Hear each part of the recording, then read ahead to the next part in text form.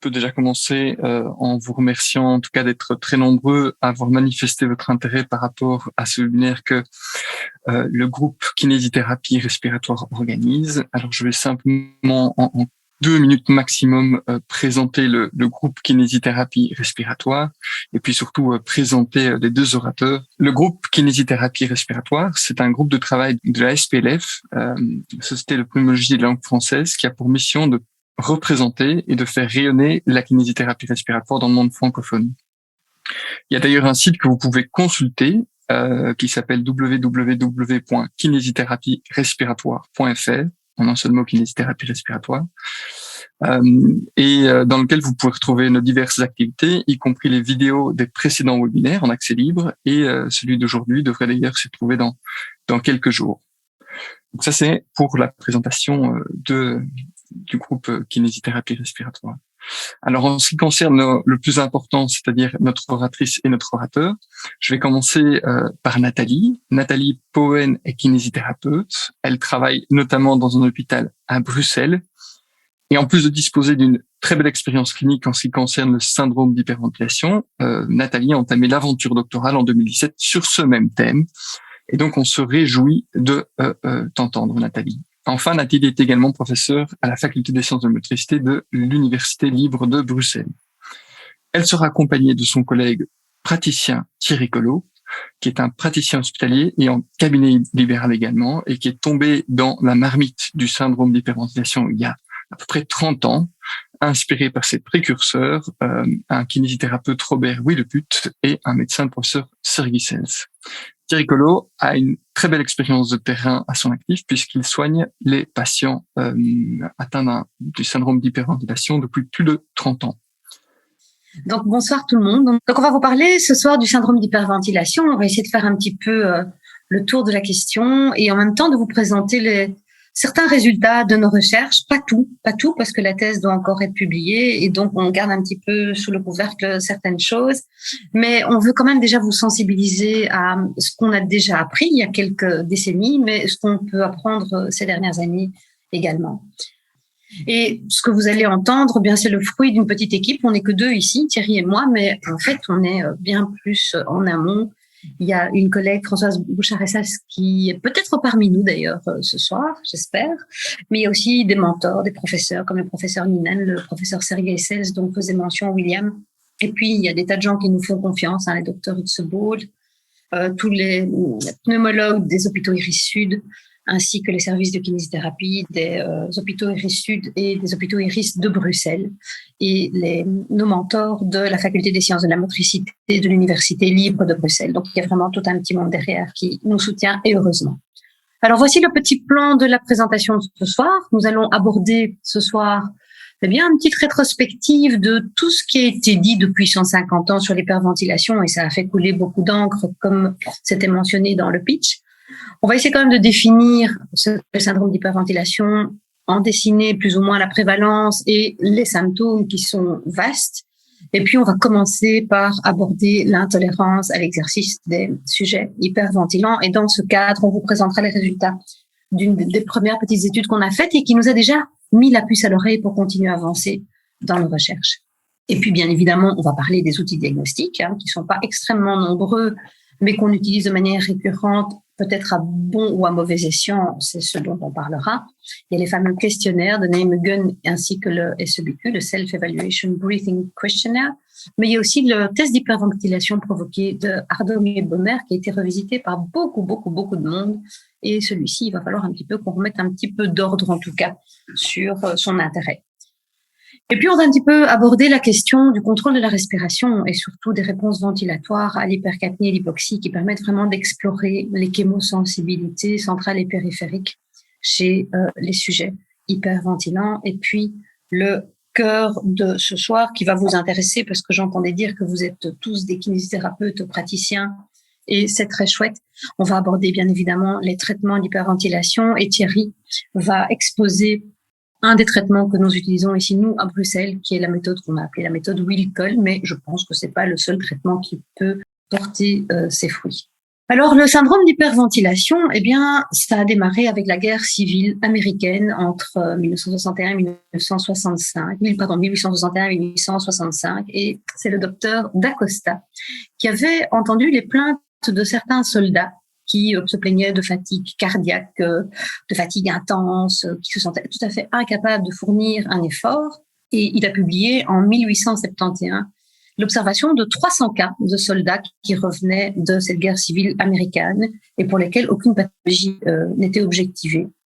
Et cette nouvelle pathologie, on l'avait appelée le syndrome de D'Acosta à l'époque.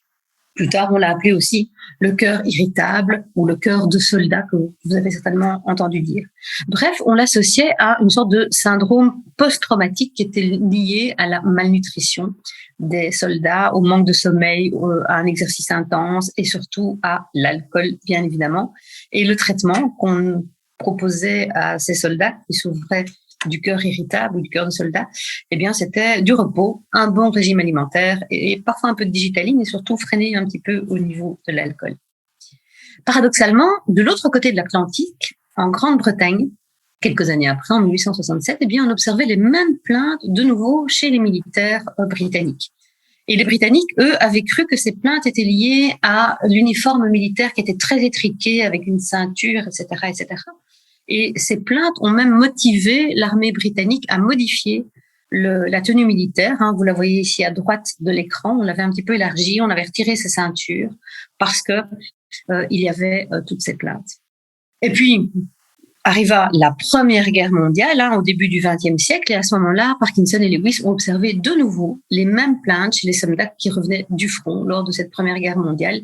Et on a appelé à cette époque-là, donc syndrome d'Acosta, mais on a appelé ça l'asthénie neurocirculatoire. Et puis d'autres médecins du début du XXe siècle ont remarqué que ce syndrome n'était pas uniquement présent chez les militaires, mais aussi dans la population civile.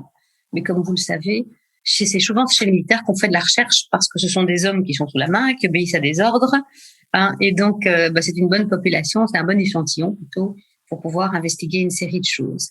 Et donc heureusement que certains médecins se sont aussi intéressés à ce qui se passait dans la population et qui ont pu voir que ce n'était pas que les militaires qui souffraient de ça. Et puis en allant chercher un petit peu plus loin, en allant gratter un petit peu plus loin, ils se sont rendus compte que ces militaires qui se plaignaient de cette sensation d'être exténués, eh bien beaucoup d'entre eux souffraient déjà de cette sensation avant même d'être engagés en tant que militaires ou avant même d'être allés au front. Voilà. Mais comme ce syndrome a été découvert dans des contextes de guerre qui sont très anxiogènes, aussi bien pour les militaires que pour la population, et que ces contextes de guerre entraînent bien évidemment un lot d'angoisse phénoménale et de peur, et que comme tout ça n'avait aucun lien avec une pathologie connue, eh bien, on a immédiatement émis l'hypothèse d'un désordre neurologique.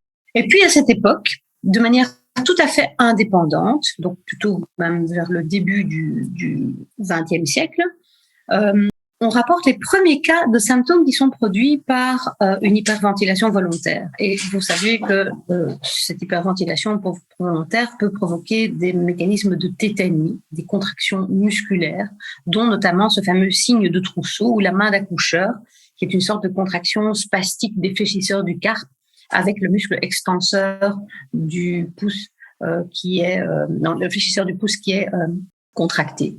Il y a aussi un autre signe tout à fait typique de l'hypocapnie qui est le signe de Chvostek, qui est une sorte de contraction de la partie médiane latérale du visage et de la lèvre supérieure lorsqu'on percute au niveau de la pommette, au niveau du nerf facial, le visage.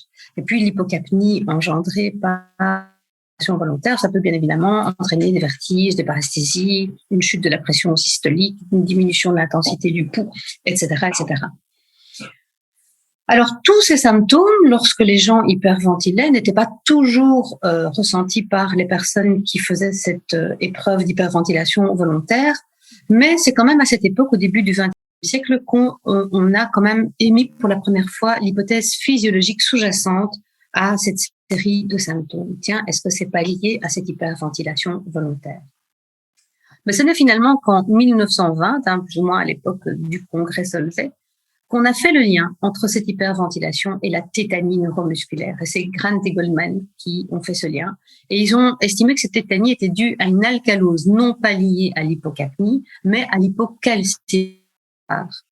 Ceci dit, ils n'ont pas pu démontrer ce lien. Et c'est étrange parce que c'est vraiment une époque dans les années 1920, c'était la belle époque, hein, c'est une année où tous les chercheurs se sont un peu envoyés en l'air, en hyperventilant, pour essayer d'observer les conséquences que pouvait avoir cette hyperventilation volontaire et mieux comprendre les mécanismes biochimiques qui étaient sous-jacents à toute cette panoplie de symptômes. Mais ce n'est qu'en 1929, finalement, que White ferme la boucle et font vraiment le lien entre le syndrome de d'Acosta, dont je vous parlais précédemment et qui concernait finalement le siècle précédent, et l'hyperventilation volontaire. Donc vous voyez, c'est vraiment deux choses qui ont évolué en parallèle, et c'est finalement au début des années 30 qu'on fait le lien entre l'hypocapnie et le syndrome de d'Acosta.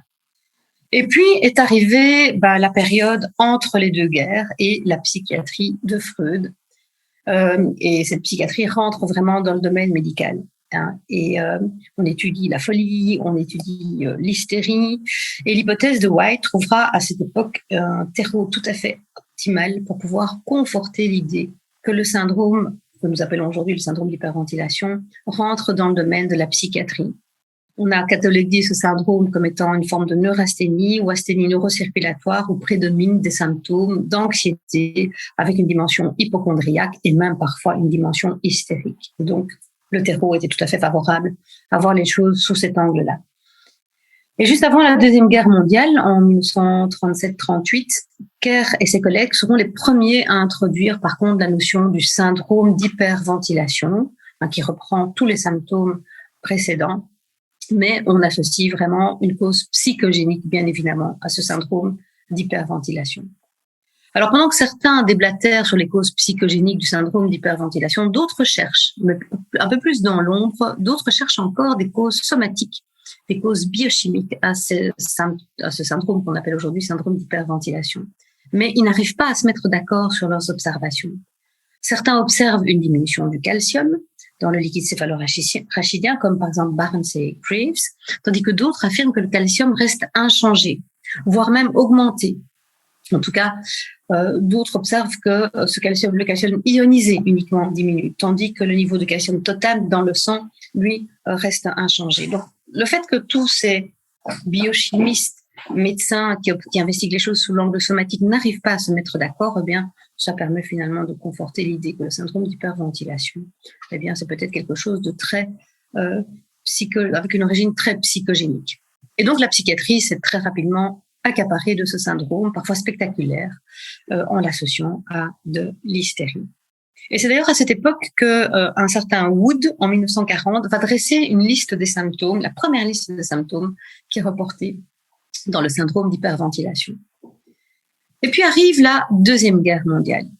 Et cette Deuxième Guerre mondiale va apporter un nouveau lot de soldats qui souffrent de la même chose à nouveau, et on n'arrive pas à se contenter de l'hypothèse psychogénique. Ça suffit pas. C'est quand même trop récurrent et c'est quand même étrange. Autant de personnes se plaignent d'un même syndrome comme ça de manière récurrente. Donc on continue à explorer la physiologie sous-jacente, ou en tout cas on s'y remet en présumant cette fois-ci une atteinte du système nerveux autonome pour des raisons qu'on ne connaît pas encore. Et alors on explore le phosphate qui va être considéré comme peut-être responsable puisqu'il diminue lors d'une hyperventilation volontaire. On étudie les paramètres ventilatoires chez les personnes qui souffrent de ce syndrome et on observe que l'espace mort est majoré et que chez ces patients, il y a une fréquence respiratoire ou un volume courant qui est parfois aussi majoré lors de la respiration de repos. On observe aussi qu'il y a des modifications de l'électrocardiogramme chez ces patients, probablement des modifications liées à l'alcalose avec un allongement de l'onde T. Et on observe la concomitance bien souvent de pathologies organiques telles que les pathologies cardiaques, l'asthme et des pathologies gastriques. Et heureusement, en 1943, il y a un petit malin qui regarde un petit peu les choses sous un autre angle. Et il s'acharne à essayer de reproduire les symptômes des personnes qui souffrent de ce syndrome d'hyperventilation, ainsi que chez des sujets sains. Il essaie de reproduire des symptômes d'hyperventilation chez des sujets sains en faisant hyperventiler volontairement. Et c'est ce qu'il fallait faire finalement. Et il observe que les mêmes symptômes sont possibles aussi bien chez les personnes qui souffrent de la pathologie, du syndrome, que chez les sujets sains. Et à ce moment-là, il a émis l'hypothèse d'une sorte d'hypersensibilité latente à l'alcalose chez les patients qui souffrent du syndrome d'hyperventilation et qui pourraient de ce fait présenter beaucoup plus rapidement que d'autres des symptômes au moindre tout petit stimulus respiratoire ou ventilatoire. Et c'est une notion importante finalement, parce qu'elle présume que l'examinateur pourrait ne rien voir si un patient arrive au repos en dehors de tout stimulus volontaire. Donc ça peut présumer finalement que le syndrome d'hyperventilation, c'est aussi un état chronique ou un état latent qui n'est pas toujours manifesté par des crises. En 1952, Lewis publie une importante synthèse dans laquelle il précise que le syndrome d'hyperventilation a une prévalence et une incidence qui est vraiment très élevée dans la population générale, pas que chez les militaires, que c'est un syndrome qui est fluctuant, qui s'exprime pas toujours sous cette forme hystérique avec des attaques, mais qui peut présenter aussi une forme chronique. Il précise aussi que les symptômes miment les symptômes d'une série d'autres pathologies organiques cette fois, et qu'il est très important d'exclure toutes ces pathologies organiques au préalable, et que dans tous les cas, le syndrome d'hyperventilation, eh bien, ça se manifeste par une ventilation qui excède les besoins métaboliques et que ce n'est pas systématiquement d'origine psychogénique. C'est la première fois que on sort un petit peu de ce paradigme de la cause psychogénique. Et il émet l'hypothèse, il est le premier à émettre l'hypothèse qu'il pourrait y avoir une origine à ce syndrome au niveau du système nerveux central. Et heureusement, les années 50-60 seront des années fastes en termes de découverte physiologique pour le syndrome d'hyperventilation, en ce compris la physiologie respiratoire, parce qu'il y a une belle évolution de la technologie à cette époque-là. Alors en 1952-1953, il y a déjà Brown, qui dans la lignée de O'Donovan, va faire hyperventiler des sujets sains et des sujets hyperventilants, et il rapporte qu'après une hyperventilation volontaire et prolongée, on n'observe pas toujours une hypopnée, comme on devrait l'observer, mais parfois, paradoxalement, on observe une hyperpnée chez des sujets qui souffrent d'hyperventilation. Et il ira encore plus loin que Lewis. Et il sera le premier à émettre l'hypothèse qu'il pourrait y avoir une modification de la chémosensibilité centrale au CO2, donc au niveau des centres respiratoires, chez les sujets hyperventilants. Alors, en 1959, il y a Denstra qui va observer chez les sujets hyperventilants, que ceux-ci ont un pattern respiratoire étrange, qu'ils poussent des soupirs de manière tout à fait récurrente tous les 4, 5, 6 cycles respiratoires. Et c'est plus ou moins un an plus tard que Stead sera convaincu que le syndrome d'hyperventilation est une forme de dérégulation centrale de la respiration, puisqu'il y a une sorte d'hyperventilation spontanée alors que la capnie est très faible. Donc le CO2, la pression partielle en CO2 est très faible. C'est aussi à cette époque-là, donc entre les années 50-60, qu'on envisage une série de traitements pour le syndrome d'hyperventilation dont le but reste peut-être encore très intéressant à ce jour. Et je vais évoquer certains traitements qui ne sont pas exhaustifs, et ce sont tous les traitements qui finalement contribueraient à diminuer la ventilation par tous les moyens possibles. Et ils ont évoqué à l'époque la respiration nasale, la relaxation de Schultz, la respiration abdominale, des apnées comme celle de Buteyko, etc., etc.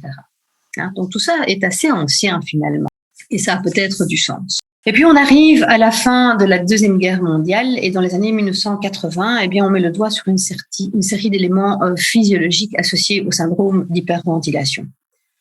Hardong et Böhmer, en 1979, ont conçu un test de provocation qui était vraiment fait dans la lignée de ce que O'Donovan-Weyman avait préalablement fait. Donc Hardong et Böhmer, en faisant leur test d'hyperventilation provoquée, eh bien ils ont été vraiment dans le prolongement d'hyperventilation provoquée qui avait déjà été faite avant eux.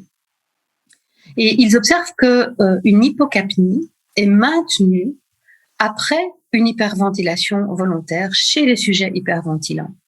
Et Hardong et Böhmer sont absolument convaincus qu'on a accordé beaucoup trop d'importance à l'aspect psychologique lié au syndrome d'hyperventilation et qu'un diagnostic qui serait basé sur les symptômes n'est pas du tout fiable. Alors je vous cite des choses qui figurent dans l'article d'Hardong et Böhmer. Ils élaborent donc le test d'hyperventilation que nous allons détailler plus tard, parce que c'est vraiment une bonne partie de notre présentation, ce test d'hyperventilation. Et c'est probablement le test qui aujourd'hui est le plus intéressant à effectuer. Et pourtant, malgré ça, pendant les 20 ans qui ont suivi, donc entre 1980 et le début des années 2000, les psychologues ont continué à regarder le syndrome d'hyperventilation sous le prisme de leur connaissance. Il y a eu de très, très belles publications. Alors, je vous avoue que moi, je ne me suis pas trop attardée à lire tout ce qui avait été publié par les psychologues à cette époque-là, mais il y a des psychologues cliniciens de l'université d'Amsterdam comme Hornsfeld, Garsen, etc., qui ont publié d'excellentes choses. Et le clou final de leur publication, c'était un article de Hornsfeld qui a été publié dans la prestigieuse revue de Lancet en 1996, si je ne me trompe pas. C'était le double-blind placebo-controlled study of the hyperventilation provocation test and the validity of the hyperventilation syndrome. Et on va parler un peu plus en détail plus tard de cette étude. Toujours est-il que cette étude a été vraiment fatale pour le syndrome d'hyperventilation parce qu'elle a remis en question le concept même du syndrome d'hyperventilation en le reléguant dans le domaine de la psychologie, psychiatrie, sans aucun élément somatique ou objectif à observer. Et c'est d'ailleurs à cette même époque qu'on a fait le fameux questionnaire de Nijmegen. C'était en 1985 par la même équipe. Donc voilà, on arrive début des années 2000 et en fait, grosso modo, tout reste à faire. On a fait une grande boucle, mais on n'a toujours rien découvert. Et pourtant, il y a, depuis, je dirais, le début des années 2000, quelques équipes de pneumologues qui commencent à se réintéresser au syndrome d'hyperventilation sous l'angle respiratoire, donc sous l'angle de la pneumologie pure. Et il est possible qu'on arrive tout doucement à mettre maintenant en évidence certaines choses. Et notamment Jack, en 2004, le fameux article Ventilatory Response to Inhaled Carbon Dioxide, Hypoxia and Exercise in Idiopathic Hyperventilation. C'est pour moi vraiment une recherche fondatrice où ils sont vraiment allés explorer le syndrome d'hyperventilation sous ses composantes purement somatiques. Donc voilà, on n'a toujours pas trouvé l'origine de la pathologie.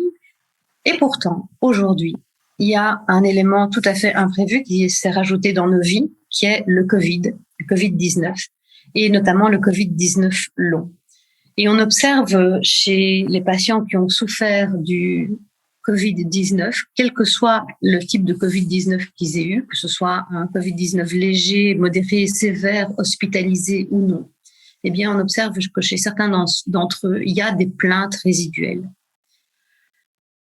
Alors, ceci remet vraiment le syndrome d'hyperventilation à jour parce que parmi les plaintes qui sont reprises chez certains de ces patients, il y a notamment le manque d'air, la perte de concentration, la fatigue, et ce sont des plaintes qui peuvent étonnamment ressembler au syndrome d'hyperventilation.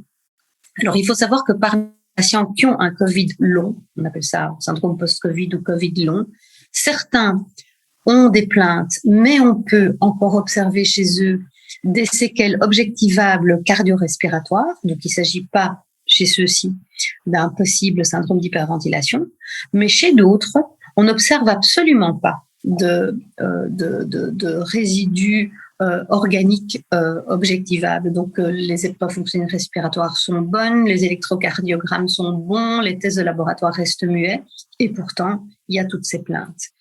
Et il y a, ces derniers mois, de nombreuses publications qui investiguent l'hypothèse que les patients qui souffrent d'un Covid long puissent éventuellement souffrir d'un syndrome d'hyperventilation. Et donc, ça remet vraiment ce syndrome au goût du jour, et c'est peut-être d'ailleurs pour ça que vous êtes là et que vous y êtes sensible ce soir. Bon, ça c'est pour la petite histoire, mais finalement, je ne vous ai pas encore défini ce qu'est le syndrome d'hyperventilation.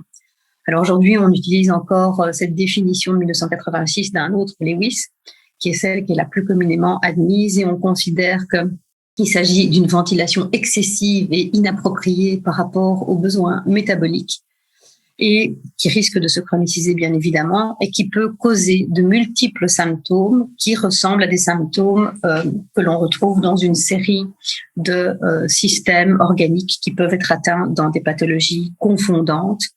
Et selon Lewis, eh bien, ces symptômes sont reproductibles chez la personne de manière partielle ou totale lorsqu'on lui fait faire une hyperventilation volontaire. Alors, vous avez peut-être entendu parler aussi du syndrome d'hyperventilation, dénommé plus récemment le syndrome de dysfonction respiratoire, le Dysfunctional Breathing Syndrome, qui est une sorte de continuum dans la dysfonction respiratoire avec une hyperventilation, le syndrome d'hyperventilation qui est vraiment le stade le plus grave ou avancé de cette dysfonction. Alors, pour faire simple ce soir, on va continuer à appeler ça syndrome d'hyperventilation, en sachant qu'il y a peut-être effectivement une sorte de continuum et de gradation dans la dysfonction respiratoire. Alors, comment ça se manifeste?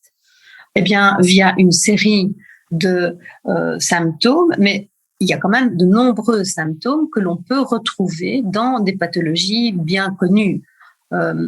Dans des situations de stress, d'altitude, d'asthme, dans certaines consommations de médicaments, eh bien, on peut avoir une hyperventilation qui est à ce moment-là tout à fait normale, qui n'est pas idiopathique, qui est liée vraiment à des facteurs, dans ce cas-ci, qui sont liés à d'autres pathologies. Notamment, on voit que chez les asthmatiques, il y aurait à peu près un tiers de personnes qui souffrent du syndrome d'hyperventilation, qui est peut-être une vraie hyperventilation d'ailleurs. Chez les BPCO, il y a une hyperventilation liée à l'effort avec parfois des phénomènes de distension dynamique, etc., etc. Chez, par exemple, 30-40% d'entre eux, probablement. Chez les personnes qui ont des troubles cardiaques, il y a aussi une hyperventilation au repos, voire même une hypoventilation à l'effort. Donc voilà, tout ça, ce sont des hyperventilations qui sont non idiopathiques, qui sont secondaires à des pathologies connues.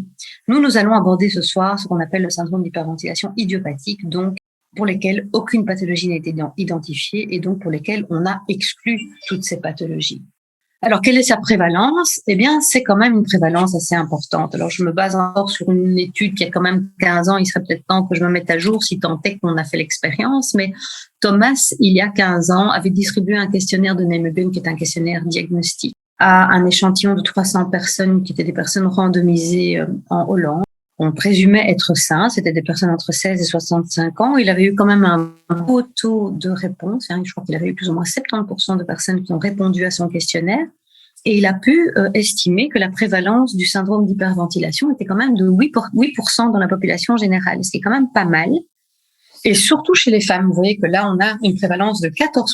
Alors que chez les hommes, on a une prévalence qui est de 2% en moyenne. Donc ça touche apparemment surtout les femmes. Et chez les asthmatiques, Gramatopoulou a estimé qu'il y avait une prévalence du syndrome d'hyperventilation de entre 1 tiers et 2 tiers de ceux-ci. Donc ça touche quand même pas mal de monde, cette prévalence.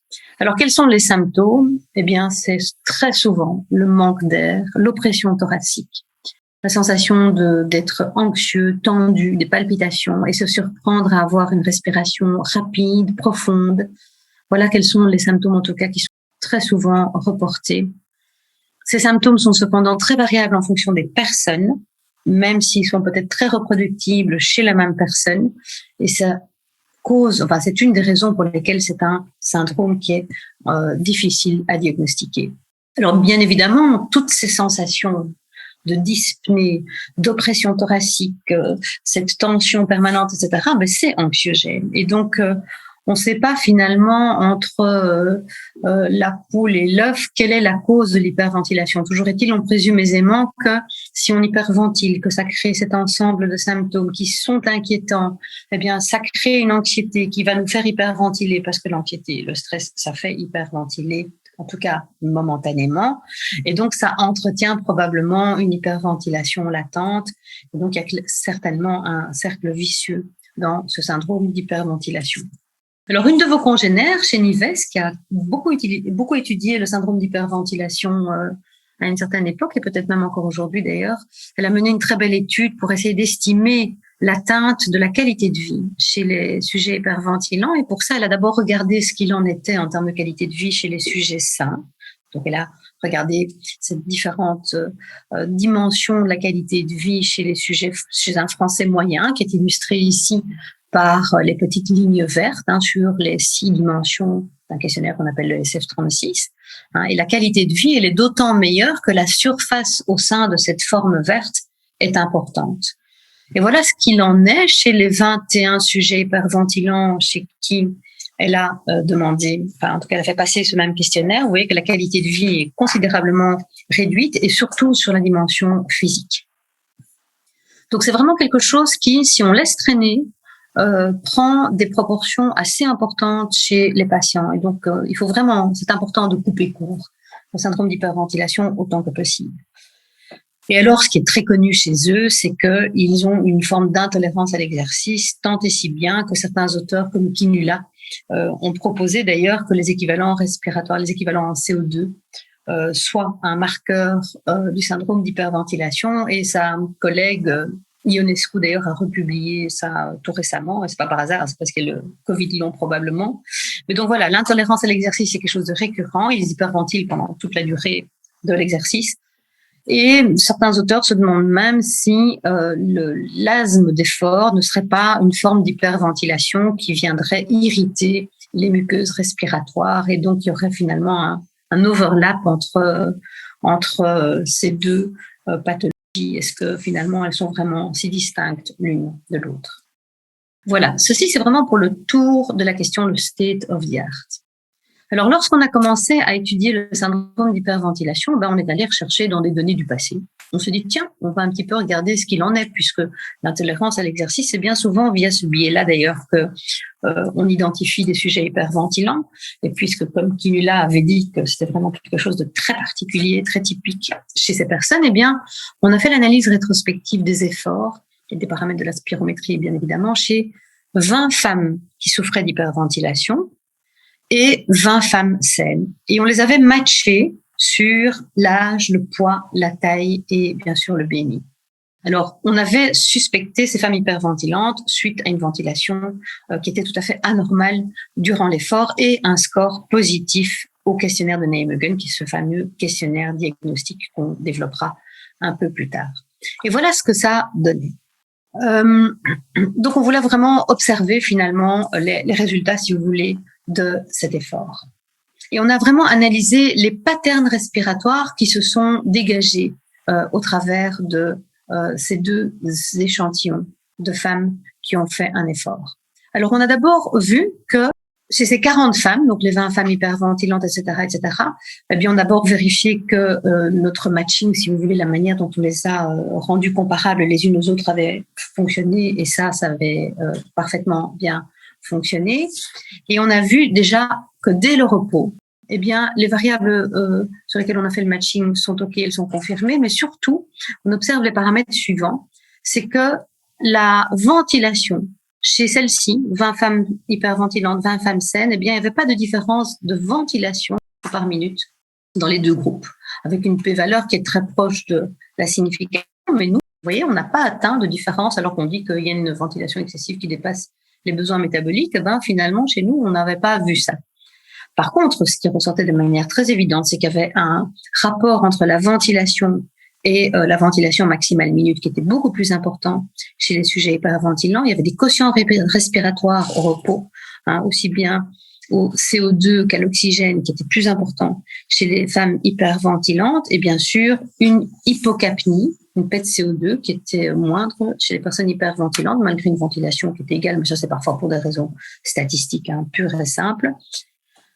Et une PET2 aussi qui était plus importante chez les sujets hyperventilants. Donc vous voyez qu'en fonction des échantillons dont on dispose, parfois on a des résultats un peu variables par rapport à la littérature. Nous, on avait des ventilations qui étaient les mêmes et pourtant une hypocapnie chez nos sujets hyperventilants. Quand on regarde dans la littérature, on a aussi des phénomènes comme ça où les ventilations apparaissent parfois comme étant différentes entre les groupes et parfois pas. L'hypocapnie est marquée et parfois pas. Et il y a probablement des raisons à toutes ces divergences entre les groupes.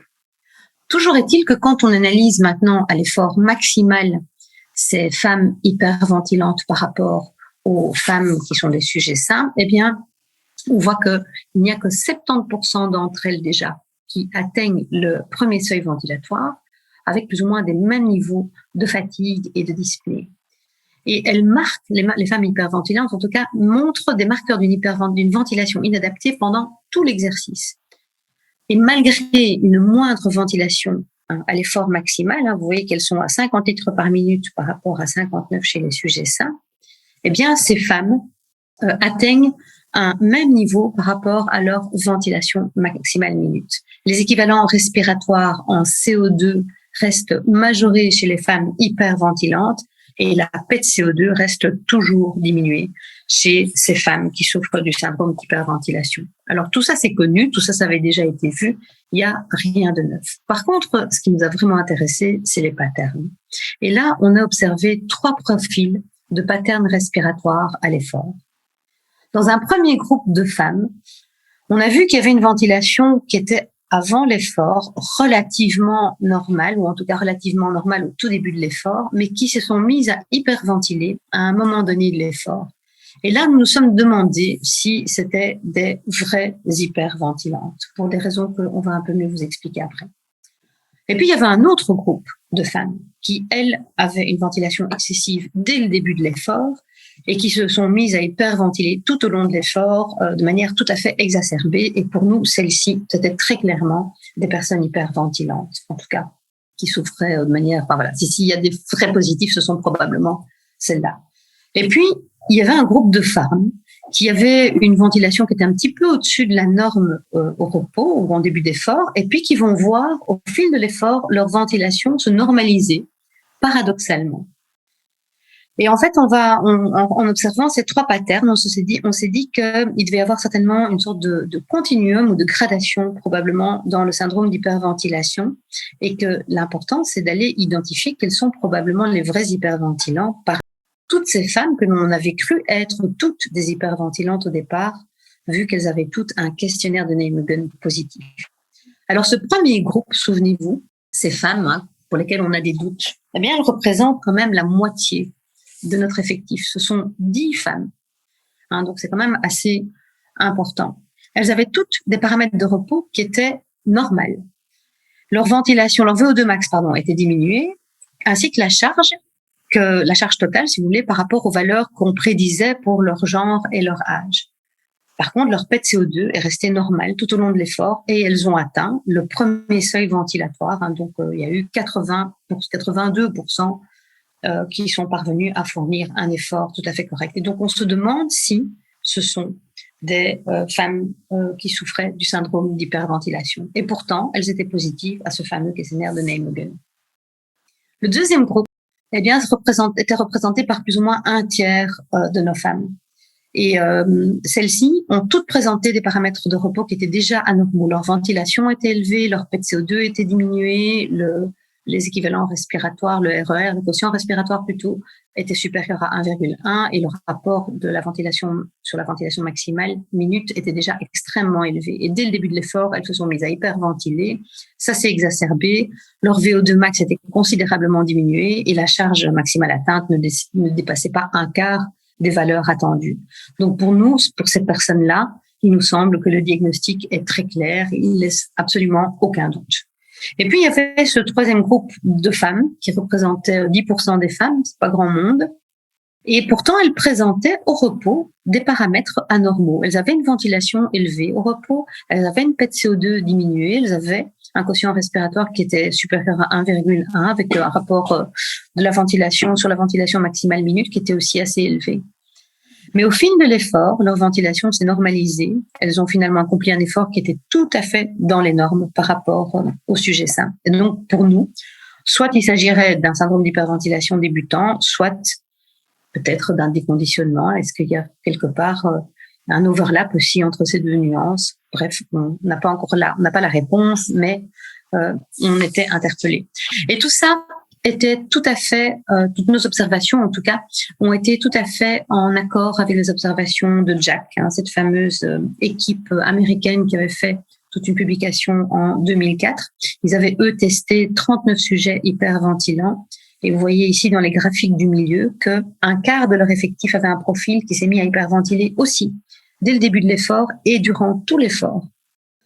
Et chez nous, ça avait, souvenez-vous, représenté 35% de notre effectif.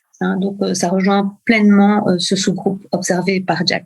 À gauche, Jack avait observé, lui, 15% de leur effectif qui avait un profil qui s'est mis à hyperventiler au début de l'effort, mais qui semblait s'être normalisé au fil de l'effort. Et souvenez-vous, chez nous, ça représentait 15% de notre effectif qui présentait ces espèces d'hyperventilantes normalisées, entre guillemets.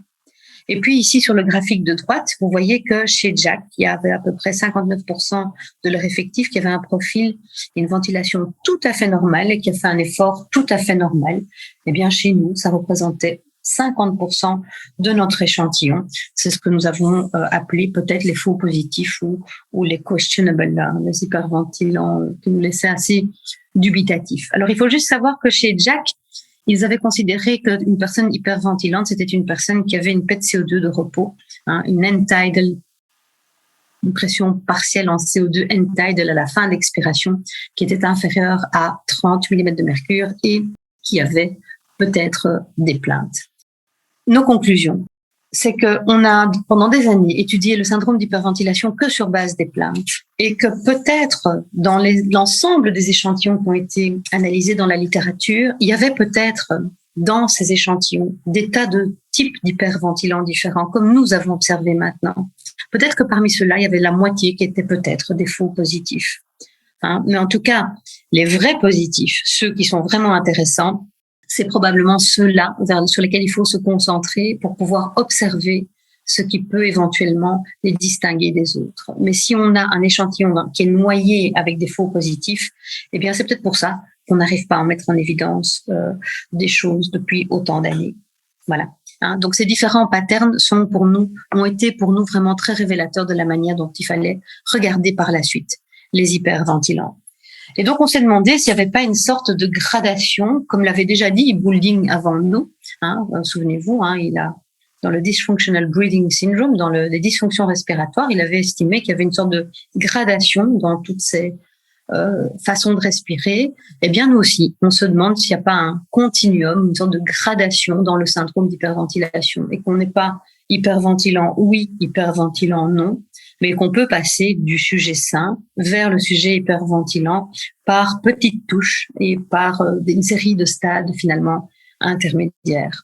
Et que donc, pour les étudier, je me répète peut-être, il faut absolument identifier ceux qui sont ici tout à fait à droite, les plus hyperventilants parmi tous ces hyperventilants. C'est ceux-là qui seront les plus différents des sujets sains, bien évidemment. Par contre, si on étudie les verts, les jaunes par rapport aux verts, eh bien, peut-être que statistiquement, on n'arrive pas à mettre en évidence les différences.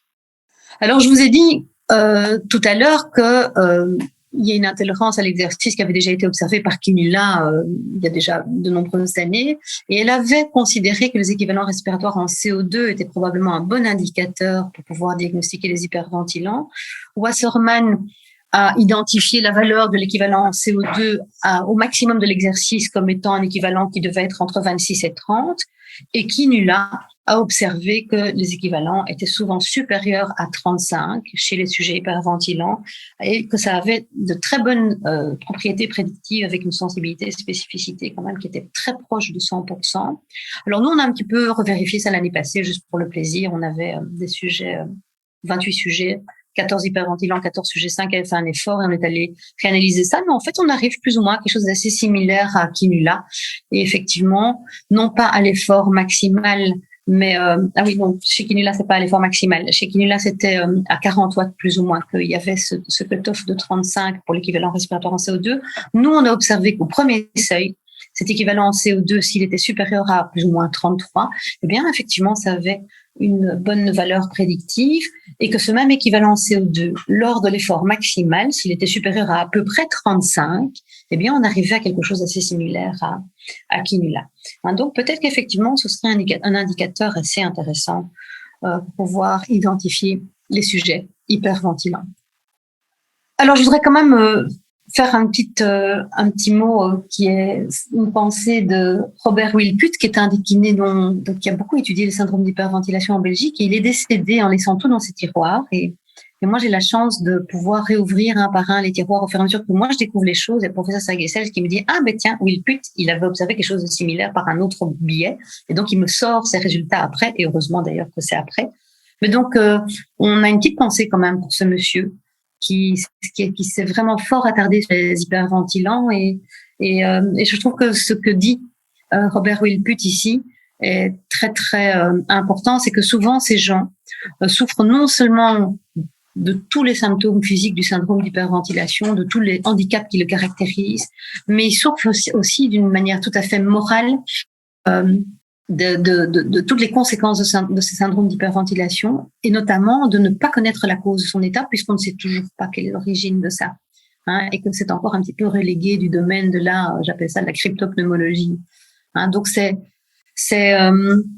très touchant quand on voit en tout cas des personnes qui souffrent de ce syndrome depuis de très très très nombreuses années, et de voir à quel point ça affecte leur vie. Alors on va aborder la question des outils diagnostiques du syndrome d'hyperventilation. J'en ai déjà fait mention de quelques-uns. Je vous ai parlé du questionnaire de Nijmegen, du test d'hyperventilation provoquée, et on va un petit peu aller décortiquer tout. Alors, bien évidemment, un des premiers éléments qui pourrait déjà nous mettre sur la piste, c'est d'avoir une idée des pressions partielles en CO2 au niveau sanguin dans le cadre d'une prise de sang artérielle, qui est une chose qu'on ne fait pas du tout de routine parce que c'est pas du tout sans danger. Et on pourrait considérer qu'une personne saine a une capnie, une pression partielle en CO2 qui serait comprise entre 40 et 45 mm de mercure, et qu'en dessous de 35 mm de mercure, eh bien, ce serait clairement quelqu'un d'hyperventilant.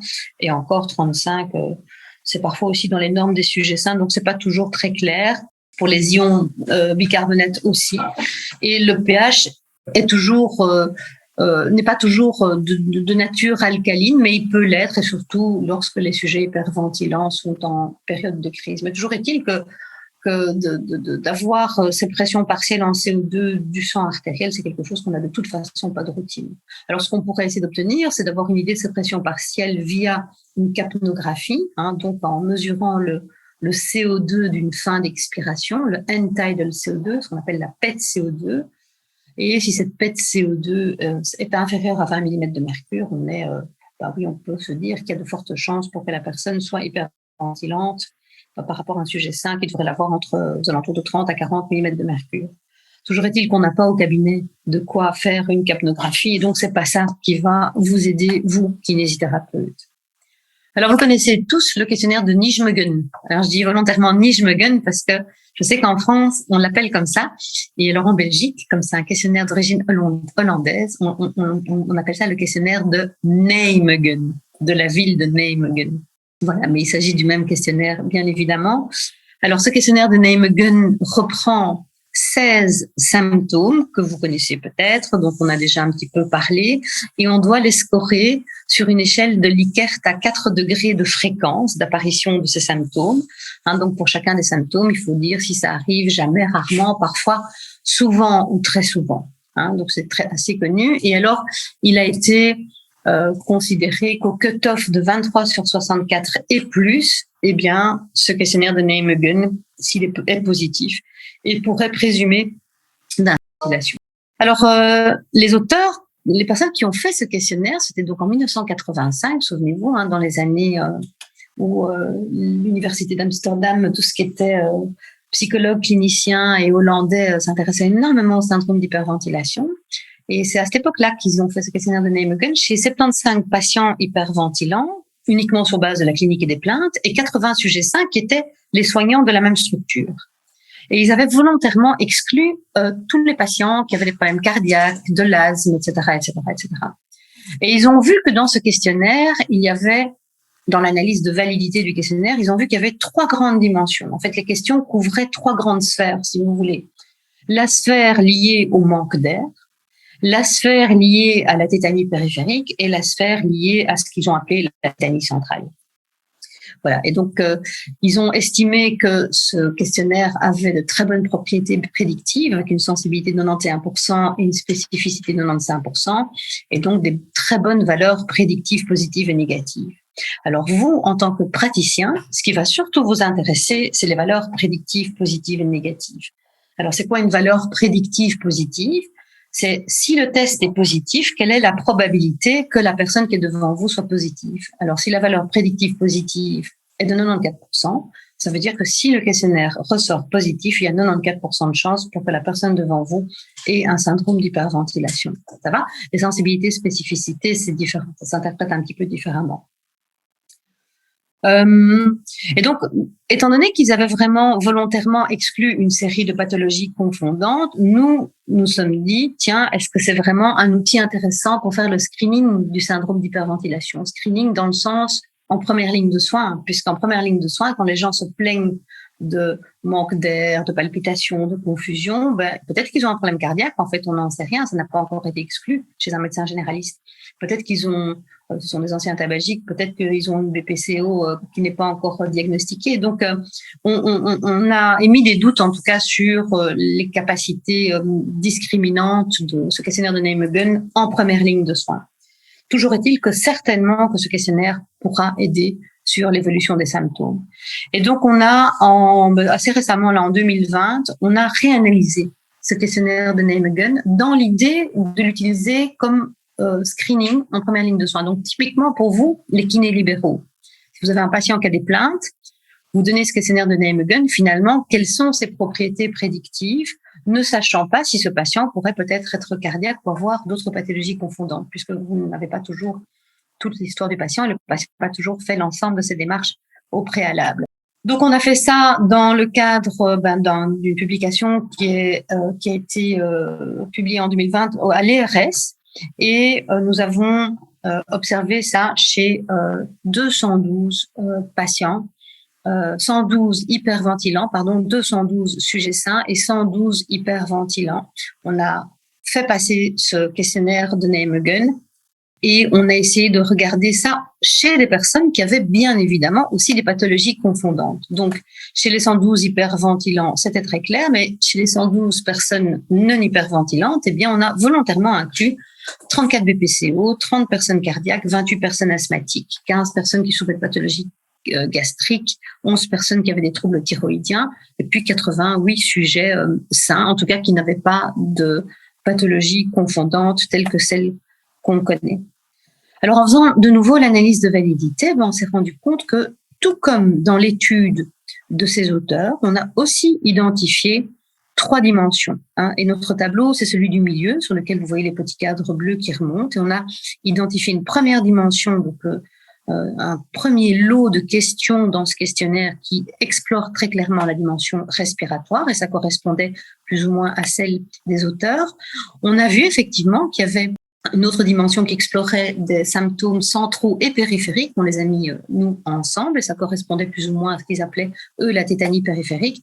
Et pour nous, la troisième dimension, c'était vraiment plutôt les dimensions qui étaient liées à l'anxiété, ce que eux avaient appelé tétanie centrale. Mais donc voilà, en termes de validité, on est exactement, on observait les mêmes choses qu'eux. Par contre, en ce qui concerne les propriétés prédictives, on n'est pas aussi optimiste que ce que eux ont observé.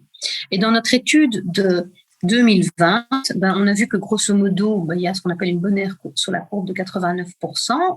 Et le cut-off, donc le point, la valeur du score auquel on va considérer que le questionnaire est positif, il est exactement le même. C'est 22,5, donc 23 sur 64, comme chez les auteurs d'origine. Par contre, vous voyez que la sensibilité et la spécificité ne sont pas aussi bonne que ce que les auteurs avaient vu. Nous, on a une sensibilité de 86%, eux, ils avaient une sensibilité de 91%. Nous, on a une sensibilité de 79%, eux, ils avaient une spécificité de 95%. Et les valeurs prédictives qu'on a sont un peu moins bonnes que celles qu'ils avaient, surtout en ce qui concerne, en tout cas, la valeur prédictive positive. Alors, ce qu'il faut savoir, c'est que les valeurs prédictives sont très dépendantes de la prévalence, donc si vous voulez, de la proportion d'hyperventilants qu'on a dans son propre échantillon. Alors nous, on savait bien évidemment quelle était la proportion d'hyperventilants dans notre échantillon. On avait 212 personnes saines, si je me souviens bien, je reviens en arrière, et 112 personnes hyperventilantes. Donc on pouvait très facilement retrouver la prévalence dans notre échantillon. Et donc on a essayé de reporter cette prévalence de notre échantillon à une prévalence dans la population normale, en considérant plus ou moins une prévalence d'hyperventilants de 10%. Et on a recalculé les valeurs prédictives de notre échantillon, mais aussi celles de l'échantillon des auteurs. Et là, effectivement, on voit que c'est peut-être là que le bas blesse, c'est que les valeurs prédictives négatives sont très bonnes. Ça veut dire que si le test est négatif, eh bien, vous avez dans 99% de chances que, effectivement, ce soit pas un sujet hyperventilant.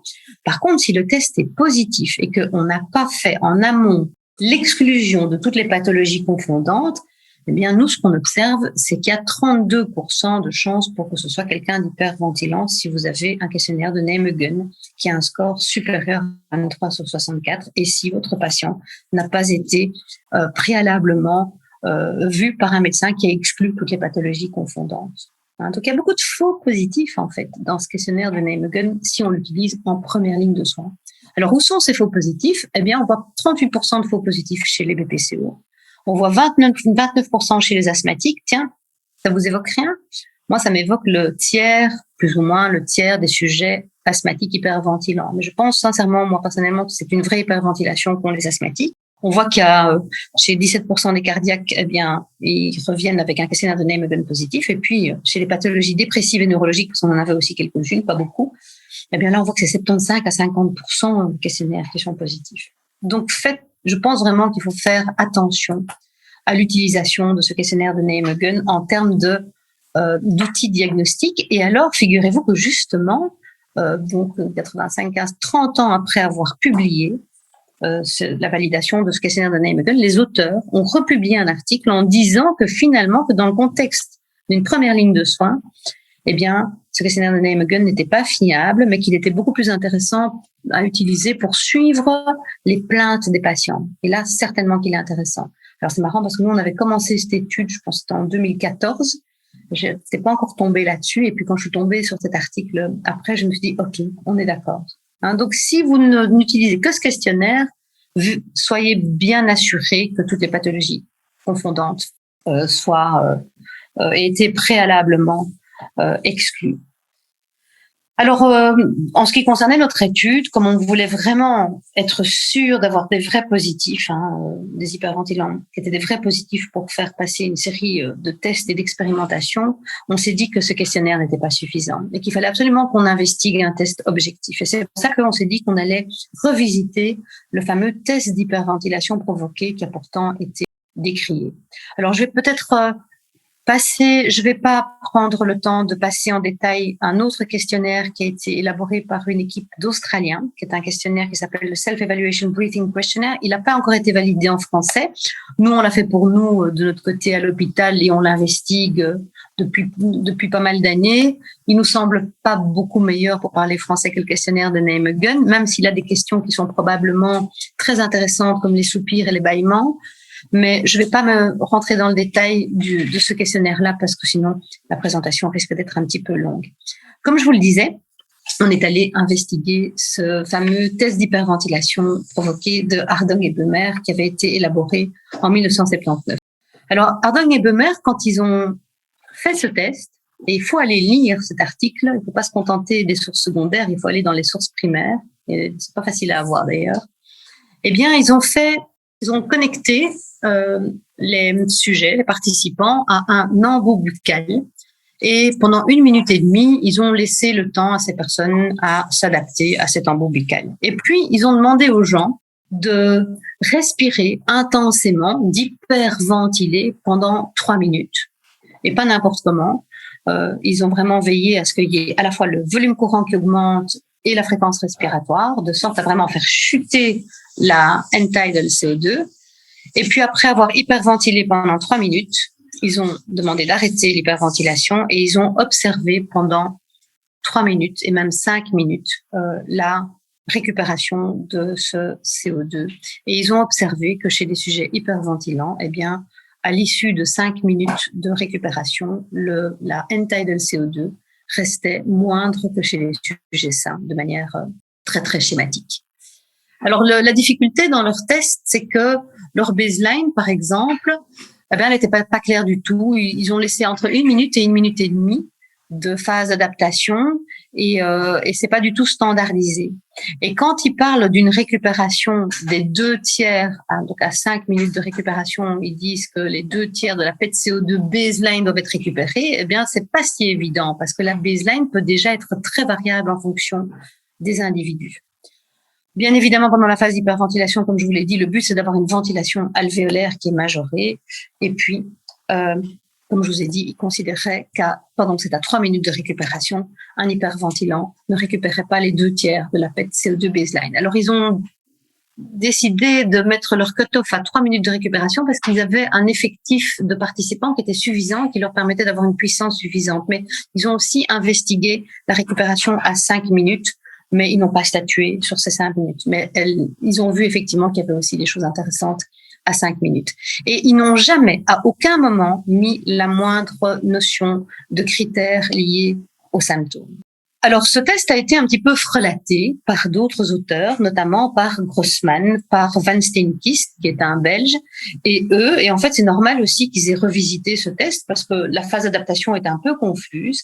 Et Van Steenkist avait observé que déjà, pendant cette phase d'adaptation, chez pas mal d'hyperventilants, eh bien, il y avait déjà une chute du CO2 en train de s'adapter au montage. Donc, Van Steenkist a dit, lui, que probablement cette phase d'adaptation était déjà probablement un critère intéressant.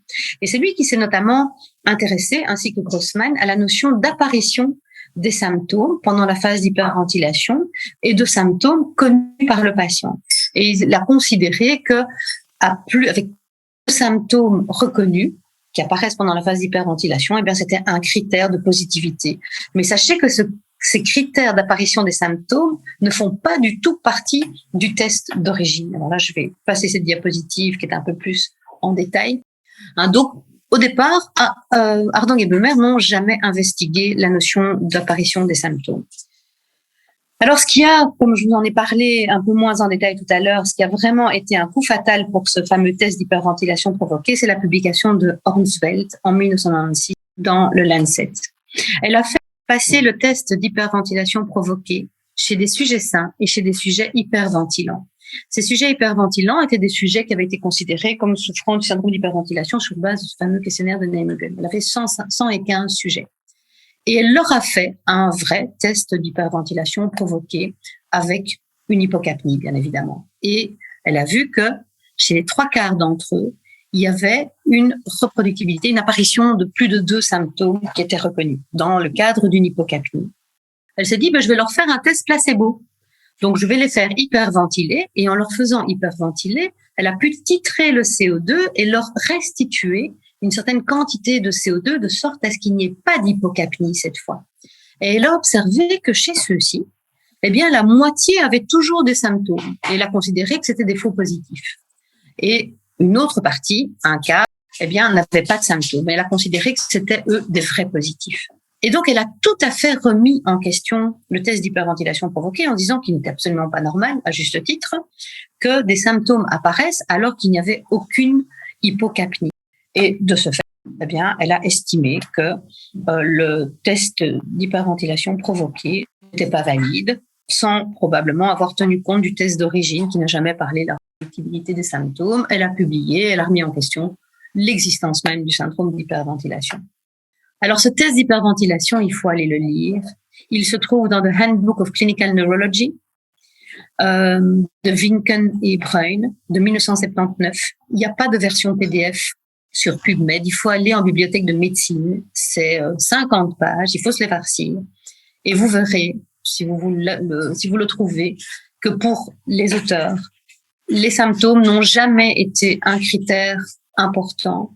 On a accordé beaucoup trop d'importance à l'aspect psychologique et qu'il suffit pas toujours de créer une hyperventilation, même légère, pour pouvoir provoquer des symptômes chez les patients.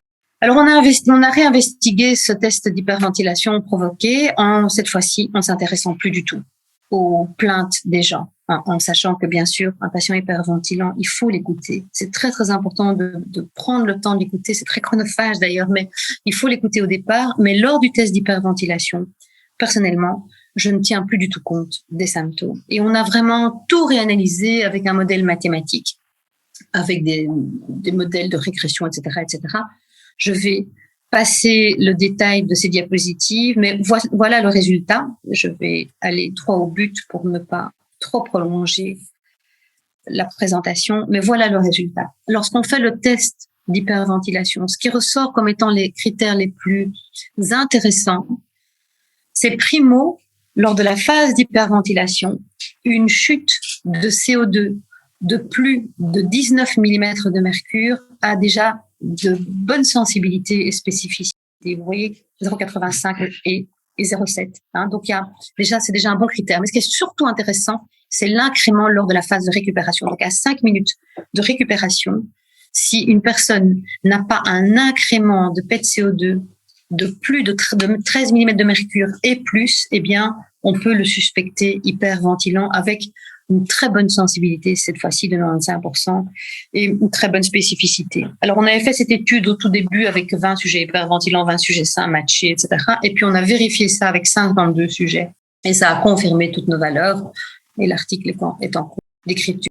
Donc voilà, regardez bien l'incrément. Un incrément qui est supérieur ou égal à 13 mm de mercure, a priori, c'est quelqu'un de sain. S'il n'y a pas un incrément, donc la valeur de fin, la valeur minimale lors de l'hyperventilation plus 13 mm de mercure, c'est ça l'incrément, d'accord?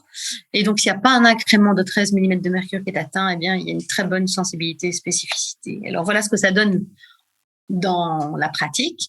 À gauche, vous avez le graphique d'un sujet sain qui est Thierry.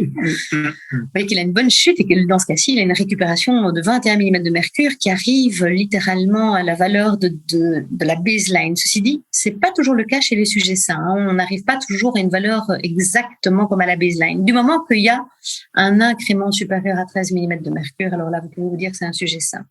Et ici, à droite, là, vous avez un sujet hyperventilant qui a tous les critères. Il a la chute de CO2 durant la phase d'adaptation. L'hyperventilation n'est pas simple. Et vous voyez que pendant la phase de récupération, eh bien, il n'a pas cet incrément.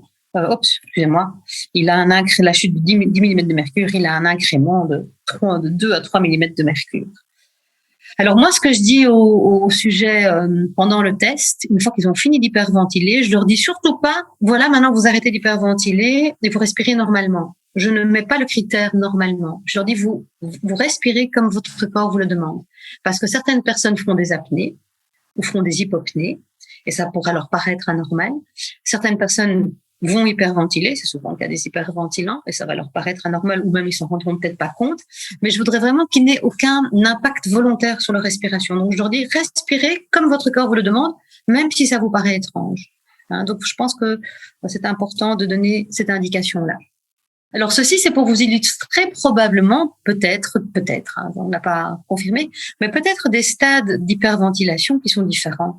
Ici, vous avez tous des sujets hyperventilants. Celui-ci a une phase d'adaptation qui est assez stable, et puis malheureusement, il a un incrément qui n'est pas suffisant. Celui-ci, il a une phase d'adaptation qui est assez stable, et vous voyez un incrément qui est encore moins important. Et puis ici, vous avez celui qui combine les deux, qui a une phase d'adaptation qui s'écroule avec un incrément qui est très faible. Et puis ici, le tout dernier, c'est peut-être un stade d'hyperventilation plus important. En tout cas, d'expérience, on n'a pas encore vérifié, mais d'expérience, des gens qui ont un graphique comme celui en bas à droite sont bien moins bien, ils sont malins par rapport à ceux qui ont un graphique comme ici en haut à gauche. Mais ça doit encore être confirmé. Bon, moi je vous ai toujours pas dit qu'est-ce que c'est que ce syndrome d'hyperventilation. Et en fait, on ne le sait toujours pas à proprement parler, ce que c'est que ce syndrome d'hyperventilation. Mais il faut quand même que vous vous rappeliez que nous avons quand même des centres respiratoires. On a, au niveau de structures pontomédulaires, on a une série de centres cardio-respiratoires au niveau du tronc cérébral. Ici, là, je cherche ma petite souris. Voilà. Et c'est probablement à cet endroit-là qu'on a ce qu'on appelle le rythme de base de notre respiration, comme une sorte de pacemaker respiratoire. Voilà, donc ça c'est au niveau du tronc cérébral. Mais il y a aussi des structures au niveau du lobe limbique, là, voilà, qui est le complexe qu'on appelle le complexe amygdalien, avec la formation hippocampique. Eh bien, ces structures interviennent aussi dans la respiration, et celles qui vont participer à tout ce qui est les mécanismes de défense et de panique lors d'une peur, par exemple, tous les réflexes de fight or fly. Donc c'est vraiment un contrôle, si vous voulez, suprapontique sur la respiration qui peut être lié à à nos émotions. Et puis, on a aussi un contrôle cortical, volontaire sur notre respiration. Et pour ceux et celles qui font, par exemple, des pranayama en yoga, eh bien, on prend vraiment les commandes de notre respiration grâce à ce contrôle cortical. Donc, vous voyez, la respiration, c'est vraiment pas facile. Et cela est encore plus complexe qu'il y a, en plus de ça, des structures périphériques. Alors, toutes celles que je vous ai exposées pour le moment, qui sont au niveau du ventral, elles sont toutes sensibles au CO2. Elles ont toutes ce qu'on appelle une chémosensibilité au CO2 au travers du pH. Vous savez que si le CO2 augmente, le pH diminue, et grâce à la perception de ces variations de pH, eh bien, ces différentes structures vont avoir une modulation de la respiration. Et alors, du côté périphérique, souvenez-vous, vous avez les récepteurs périphériques au niveau de la crosse de l'aorte et au niveau, je vais y arriver, du carrefour carotidien. Eh bien là, on a des structures chémosensibles qui sont aussi bien sensibles au CO2, mais aussi à l'oxygène. Et puis, troisièmement, on a des récepteurs mécaniques qui sont sensibles à l'étirement au niveau du parenchyme pulmonaire.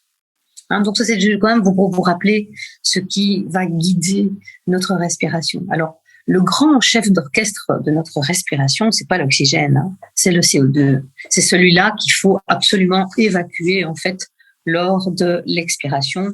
Le CO2 est létal.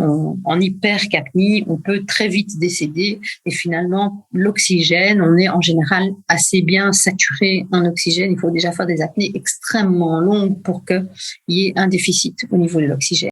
Alors, pour déjà avoir une petite idée de l'impact important que peuvent avoir les émotions sur le contrôle de la respiration, eh bien, il y a une petite étude intéressante qui avait été faite par Kincaid. Je crois que c'est en 2014. Oui, tout à fait. Et Kincaid a essayé de voir comment un état émotionnel, un préconditionnement, si vous voulez, émotionnel, pouvait modifier cette respiration. Et on en parle beaucoup, bien évidemment, chez les sujets hyperventilants. Alors, sachez que dans le domaine de la psychologie, c'est quand même quelque chose d'assez cruel, mais ils arrivent à faire des cohortes de rats stressés. Et ce sont des rats qui sont très, très jeunes, séparés de leur maman. Et alors, on sait que ces rats-là ont des facteurs de stress qui permettent à des chercheurs en psychologie d'étudier les mécanismes de stress, etc., etc., etc. Donc, chez ces rats stressés, on va essayer de les soumettre à du CO2 et on va comparer leur comportement respiratoire par rapport à des rats normaux. Alors le CO2, c'est un facteur de stress, bien évidemment. C'est un stress. Vous allez les mettre dans un environnement hypercapnique, c'est un élément qui va à la fois stimuler non seulement les zones limbiques qui sont liées à l'émotion, mais aussi les chémorécepteurs périphériques, centraux, dont je vous parlais tout à l'heure. Et donc, Kincaid a fait cette expérience-là avec 14 rats sains, non stressés, et 21 rats stressés. Il les a soumis à un environnement hypercapnique. Et qu'est-ce que ça a donné? Eh bien, il a observé que chez les femelles, il y avait une majoration de la ventilation liée à l'environnement hypercapnique, bien évidemment chez les deux groupes de rats, les rats sains et les rats stressés, mais que chez les rats stressés, cette majoration de la ventilation était beaucoup plus importante et surtout chez les femelles. Vous voyez, ici, vous avez des rats femelles stressés qui ont cette majoration de la ventilation qui est statistiquement plus importante que la majoration de la ventilation qu'on a observée chez les rats non stressés. Et surtout, bien sûr, ici, dans ce cas-ci, chez les rats femelles.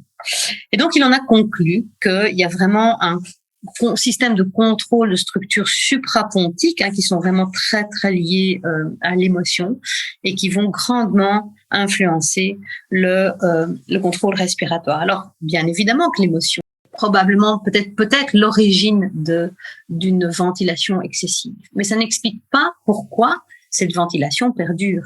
Et dans l'expérience de Kincaid, c'est une ventilation qui a été observée dans les minutes qui ont suivi le fait d'avoir été soumis à un environnement hypercapnique. Ils n'ont pas observé si cette ventilation perdurait au fil des heures et des jours. Chez nous, les hyperventilants, il s'agit bien d'une hyperventilation ou en tout cas d'un CO2 abaissé, probablement lié à une hyperventilation, qui se maintient au fil des jours. Donc, l'émotion ne justifie probablement pas tout. Alors, un autre auteur que je vous ai déjà cité, qui est l'équipe de Jack en 2004, lui, il est allé investiguer les réponses ventilatoires chez des sujets hyperventilants à l'hypercapnie et à l'hypoxie. Et il a pour ça, bien sûr, soumis 39 sujets hyperventilants et 21 sujets sains, si je ne me trompe pas, 23 sujets sains, à un environnement hypercapnique. Il a fait ce qu'on appelle la technique de rebreathing. Alors, une petite parenthèse sur la manière dont on étudie cette réponse ventilatoire à l'hypercapnie chez les humains, cette fois. Pas plus chez les rats, mais chez les humains. Eh bien, on leur fait inhaler par un masque un gaz qui va être petit à petit de plus en plus chargé en CO2. Et en étant de plus en plus chargé en CO2, le niveau de CO2 de repos va tout doucement augmenter. Ce sont les petits points qu'on voit commencer à se distancer vers la droite. Donc, quand on regarde ce graphique qui est le rapport de la ventilation en fonction de la paix de CO2, le repos est illustré par l'ensemble des petits points un peu compacts au début, et puis quand ils inhalent, le CO2 augmente, leur ventilation n'augmente pas encore, en tout cas pas de manière significative, et à un moment donné, à un certain niveau de CO2, ils vont avoir une ventilation qui va se majorer au fur et à mesure que le CO2 va augmenter. Et cette relation est linéaire. Et on appelle ça la réponse ventilatoire à l'hypercapnie. Et au plus la pente de cette réponse est importante, au plus on considère que la réponse ventilatoire à l'hypercapnie est importante. Et donc cette pente, c'est ce fameux bêta.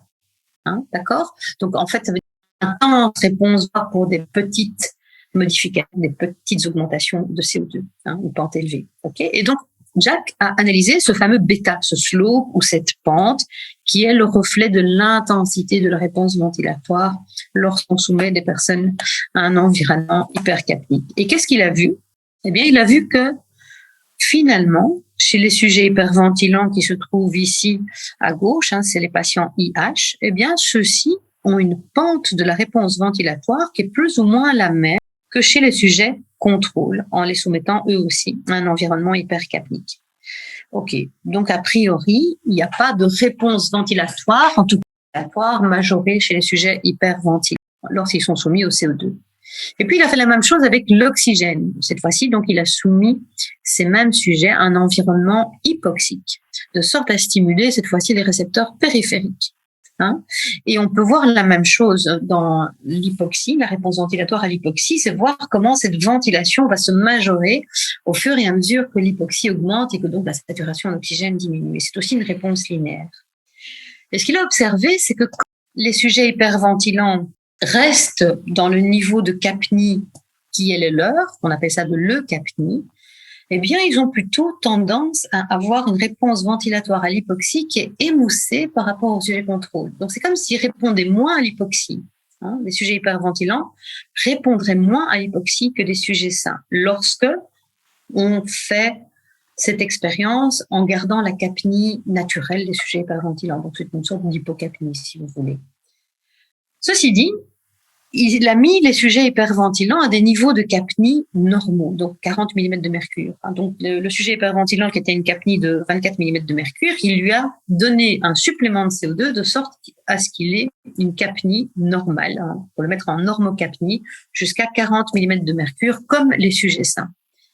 Et lorsque tous ces patients hyperventilants ont été remis dans des conditions de normocapnie et qu'il a refait l'expérience de leur faire inhaler un mélange hypoxique, eh bien, cette fois-ci, ce qu'il a observé, c'est que leur réponse ventilatoire à l'hypoxie était cette fois-ci majorée par rapport au sujet sain.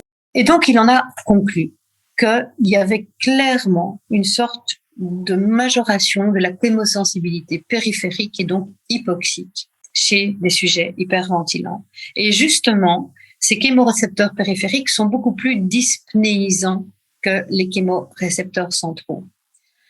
Et donc, il y a des choses à aller chercher de ce côté-là. Alors, je peux malheureusement pas présenter l'ensemble des résultats maintenant, mais on a refait cette expérience en investiguant d'autres paramètres de la chémosensibilité au CO2 et à l'oxygène, et on peut confirmer qu'effectivement, il y a une chémosensibilité altérée chez les sujets hyperventilants par rapport à des sujets sains. Et donc voilà, c'est pas que dans la tête des gens, même si peut-être que l'input est peut-être émotionnel, parce que ça conditionne énormément évidemment la ventilation.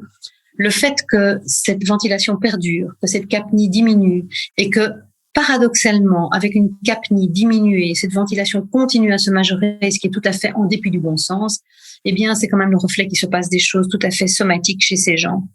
Et je ne sais pas si, et je ne vous le souhaite pas, mais je ne sais pas si vous avez eu l'occasion dans votre vie d'avoir l'impression de manquer d'air, mais je crois que n'importe quelle personne normalement constituée, qui a la tête sur les épaules, qui manque d'air en permanence, finit par devenir anxieux.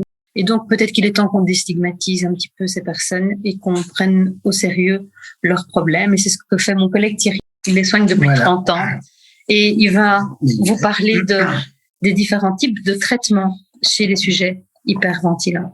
Enfin, je vais surtout vous parler d'un seul traitement, c'est-à-dire le mien.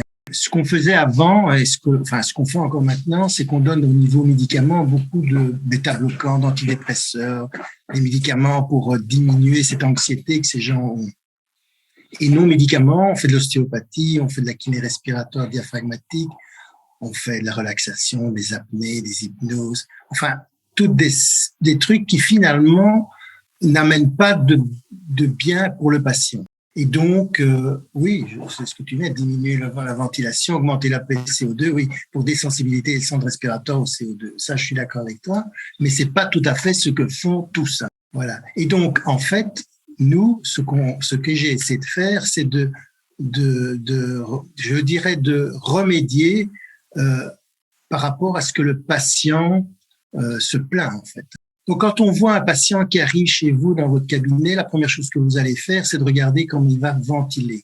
Donc, un homme normal ventile tout à fait, j'appelle ça à bas volume pulmonaire, c'est-à-dire il respire, voilà, comme on le voit. Quand vous voyez un hyperventilant, c'est l'inverse, c'est-à-dire qu'il va commencer à augmenter et donc vous allez pouvoir comprendre pourquoi ces gens qui respirent très fort et qui sont à haut volume pulmonaire commencent à avoir des manques d'air, qui commencent à avoir des soupirs, qui commencent à bâiller. Enfin, ils ont toute une panoplie de symptômes avec lesquels ils en peuvent plus, quoi. Et donc, ce que j'ai essayé de faire, c'est d'abord, premièrement, quand le patient arrive au cabinet, d'abord, je lui fais passer un test. Un petit test, je sais bien que Nathalie le fait aussi, mais moi, je le prends, le test de Nijmegen, d'accord, plus 4 petites questions que j'ai mis en plus, c'est-à-dire que je leur ai demandé s'ils soupiraient, je leur ai demandé s'ils bâillaient, je leur ai demandé s'ils étaient fatigués, et puis je leur ai demandé s'ils pouvaient monter un escalier, un bête escalier. La plupart des hyperventilants ne savent pas faire ça. Ils ne savent pas monter les escaliers, ou une volée, ça leur est impossible. Ils ne savent pas, ils sont très fatigués. Pourquoi? Parce que pendant la nuit, ils hyperventilent, évidemment, et donc ils soupirent et ils bâillent. Et donc, après avoir vu tout ça et leur demander ce questionnaire, je leur ai d'abord expliqué l'exercice que je faisais, c'est-à-dire un exercice simple qui consiste à faire des micro-apnées et donc qui permet simplement aux patients de diminuer ce volume respiratoire au début. Donc, au début, il y a 3 types de symptômes que j'ai mis en évidence. On a d'abord les petits, les moyens ou les gros symptômes. Donc, au départ, quand le patient commence à faire ces exercices, il commence déjà à supprimer les gros symptômes, c'est-à-dire les symptômes qui leur font peur. Et puis après, quand ils commencent à faire leurs exercices chez eux, à domicile, la plupart du temps, ils commencent à se rendre compte qu'il y a quelque chose qui a changé. Donc, ils ont déjà beaucoup moins de gros symptômes. Après, quand je les revois à la deuxième séance, j'essaie d'abord de leur demander ce qu'ils ont comme symptômes. Alors, ils ont d'abord les petits, les moyens, mais les gros n'existent déjà plus. Et donc, à partir de ces petits et moyens, j'ai essayé de focaliser tous leurs problèmes sur leurs symptômes et non plus sur leur respiration. Donc, petit à petit, en faisant l'exercice avec eux, je parviens petit à petit à faire supprimer ces symptômes. Donc, on se rend compte que tous ces symptômes proviennent de l'hyperventilation et donc ils sont aussi contents parce que leurs symptômes diminuent. La 3e séance, je les fais hyperventiler.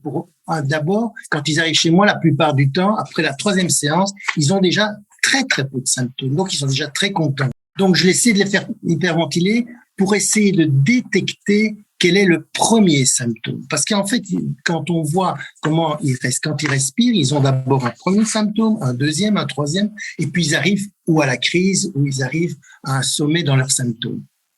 Si on parvient à détecter le premier ou le deuxième symptôme, ça veut dire que c'est dès que les patients commencent à respirer un peu plus fort, le corps envoie, j'appelle ça un signal d'alarme, qui est un premier symptôme ou un deuxième.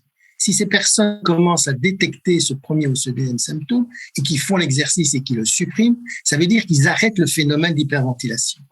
À force de faire ça, on arrive à ne plus avoir d'hyperventilation.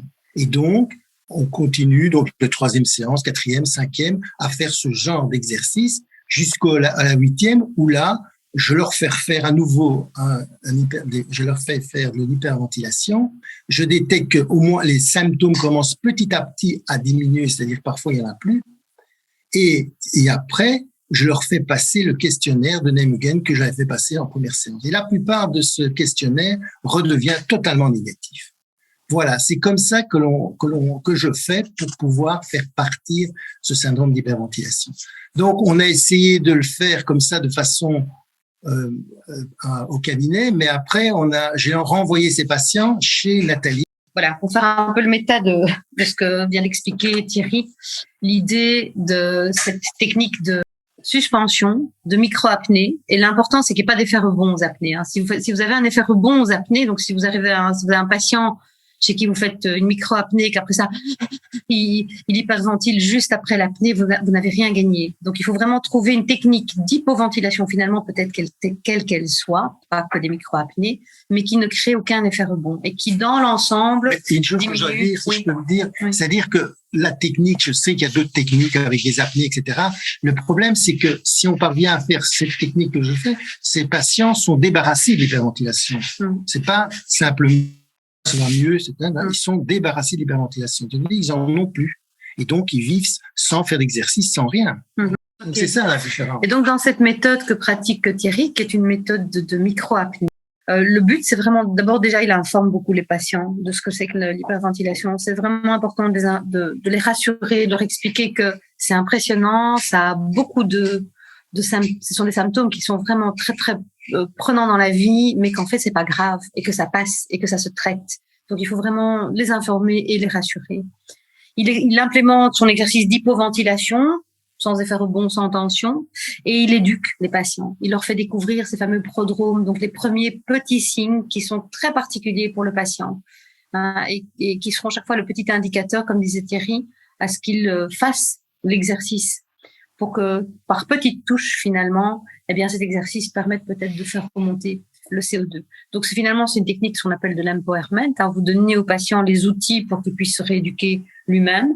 Et il suffit de venir une fois par semaine chez le kiné. Et quand le patient a bien compris l'exercice, en fait, il le fait chez lui à la maison et il vient pas te voir très, très souvent, quoi. Donc, vraiment, c'est important de lui expliquer cet exercice et qu'il le fasse autant que possible.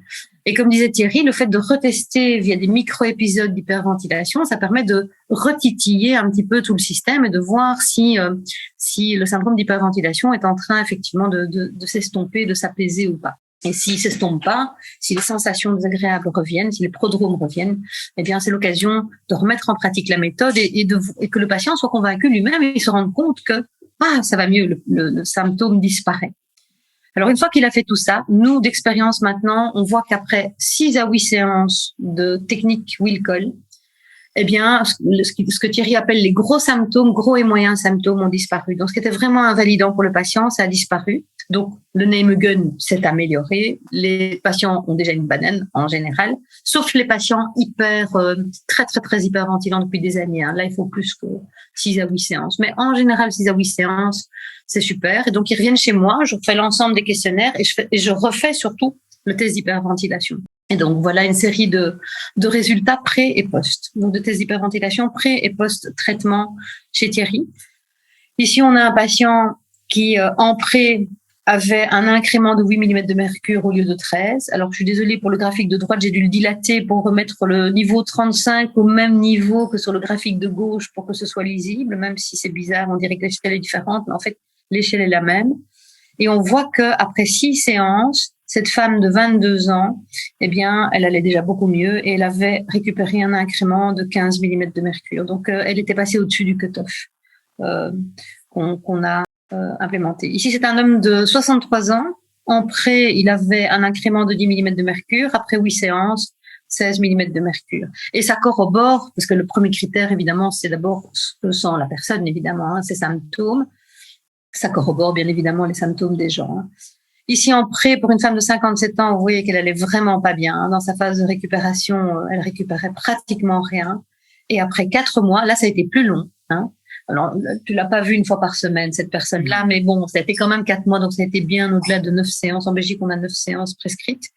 Eh bien, là, elle n'était pas encore au bout de ses peines. Elle avait récupéré un incrément de 10 mm de mercure. Elle avait beaucoup moins de symptômes, mais pour nous, on n'y est pas encore, quoi. Donc, elle a dû continuer après. Mais on voyait déjà que la courbe était meilleure et au niveau des symptômes, c'était déjà beaucoup mieux. Et vous voyez que même pendant la phase d'adaptation, c'était beaucoup plus stable. Ici, une femme de 55 ans, en pré et en poste. Elle arrive tout juste ici en poste à l'incrément. Et vous voyez qu'en plus, cet incrément, paf, il y a des acnés qui apparaissent comme ça naturellement ici, durant les 2 dernières minutes de la phase de récupération, ce qui lui permet d'arriver. Et donc là, je me souviens de cette dame, elle allait mieux, mais elle sentait qu'elle était encore fragile. Et je pense qu'elle l'est encore, elle est tout juste dans le cut-off, et il faut que ces gens continuent quand même encore après ça, malgré tout, il faut qu'ils continuent à la maison l'exercice pendant quelques semaines ou mois, mais le gros, vraiment le gros de ce qui les handicapait est derrière eux. Ici, une jeune fille de 19 ans, en pré et en poste, ça c'était très bon, ça. Là, ça a été aussi assez long, c'était beaucoup plus long. Mais ça sont vraiment des gens qui n'allaient pas bien du tout. Et qui, elles, étaient pratiquement tout à fait rétablies, après 8 mois. Et voilà. Et donc, on continue maintenant dans notre petite cellule à Molière à avoir des hyperventilants. Et actuellement, on a une étude qui va démarrer, qui est d'essayer d'estimer la prévalence justement du syndrome post-Covid, du Covid long, la prévalence du syndrome d'hyperventilation chez des personnes, qui ont un Covid long, puisque on présume que ça pourrait être un syndrome d'hyperventilation. Donc, on aura des choses à vous raconter probablement dans quelques mois. Voilà. Je crois que nous avons fait le tour de la question et que ça a déjà été suffisamment long. Et on vous remercie pour votre attention. Alors, on a quelques questions.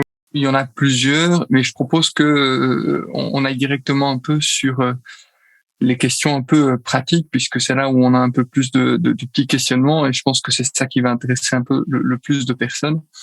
Par rapport notamment donc à la méthode que vous avez décrite, des micro-apnées. Qu'est-ce que vous entendez par micro-apnée exactement? Et en fait,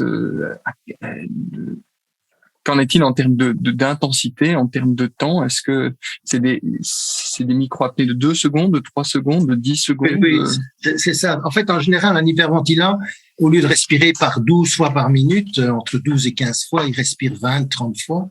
Et donc, avec ce type de traitement, je parviens donc, en fait, ce que je leur demande, c'est de prendre de l'air, de relâcher, puis de faire des petites micro-apnées de 5 secondes, de relâcher, de faire une deuxième fois des petits micro-apnées de 5 secondes, et puis de reprendre de l'air. En fait, ça permet d'abord de faire des micro-apnées, mais surtout de diminuer cette ventilation, qui est quand même assez énorme chez ces. Voilà. D'accord. Et donc cet ensemble de ventilation à volume courant, donc j'entends bien que c'est à volume courant, c'est pas, on travaille pas du tout dans le VRI ou dans le VRE.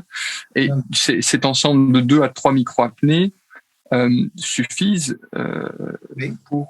D'accord. Ok. Donc c'est assez rapide en fait. Oui, c'est bizarre, mais c'est comme ça. Ça marche. Moi, je crois que c'est pas les 2-3 micro-apnées qui suffisent, c'est le fait de répéter. Oui. Tous les jours, oui. C'est répété, et puis comme vous l'avez très bien dit avant, il y a tout ce qui est l'information avant, dire aux gens qui sont pas fous, déjà ça fait beaucoup. Et donc il y a aussi tout ce travail préparatoire avant qui fait beaucoup d'effets, je pense.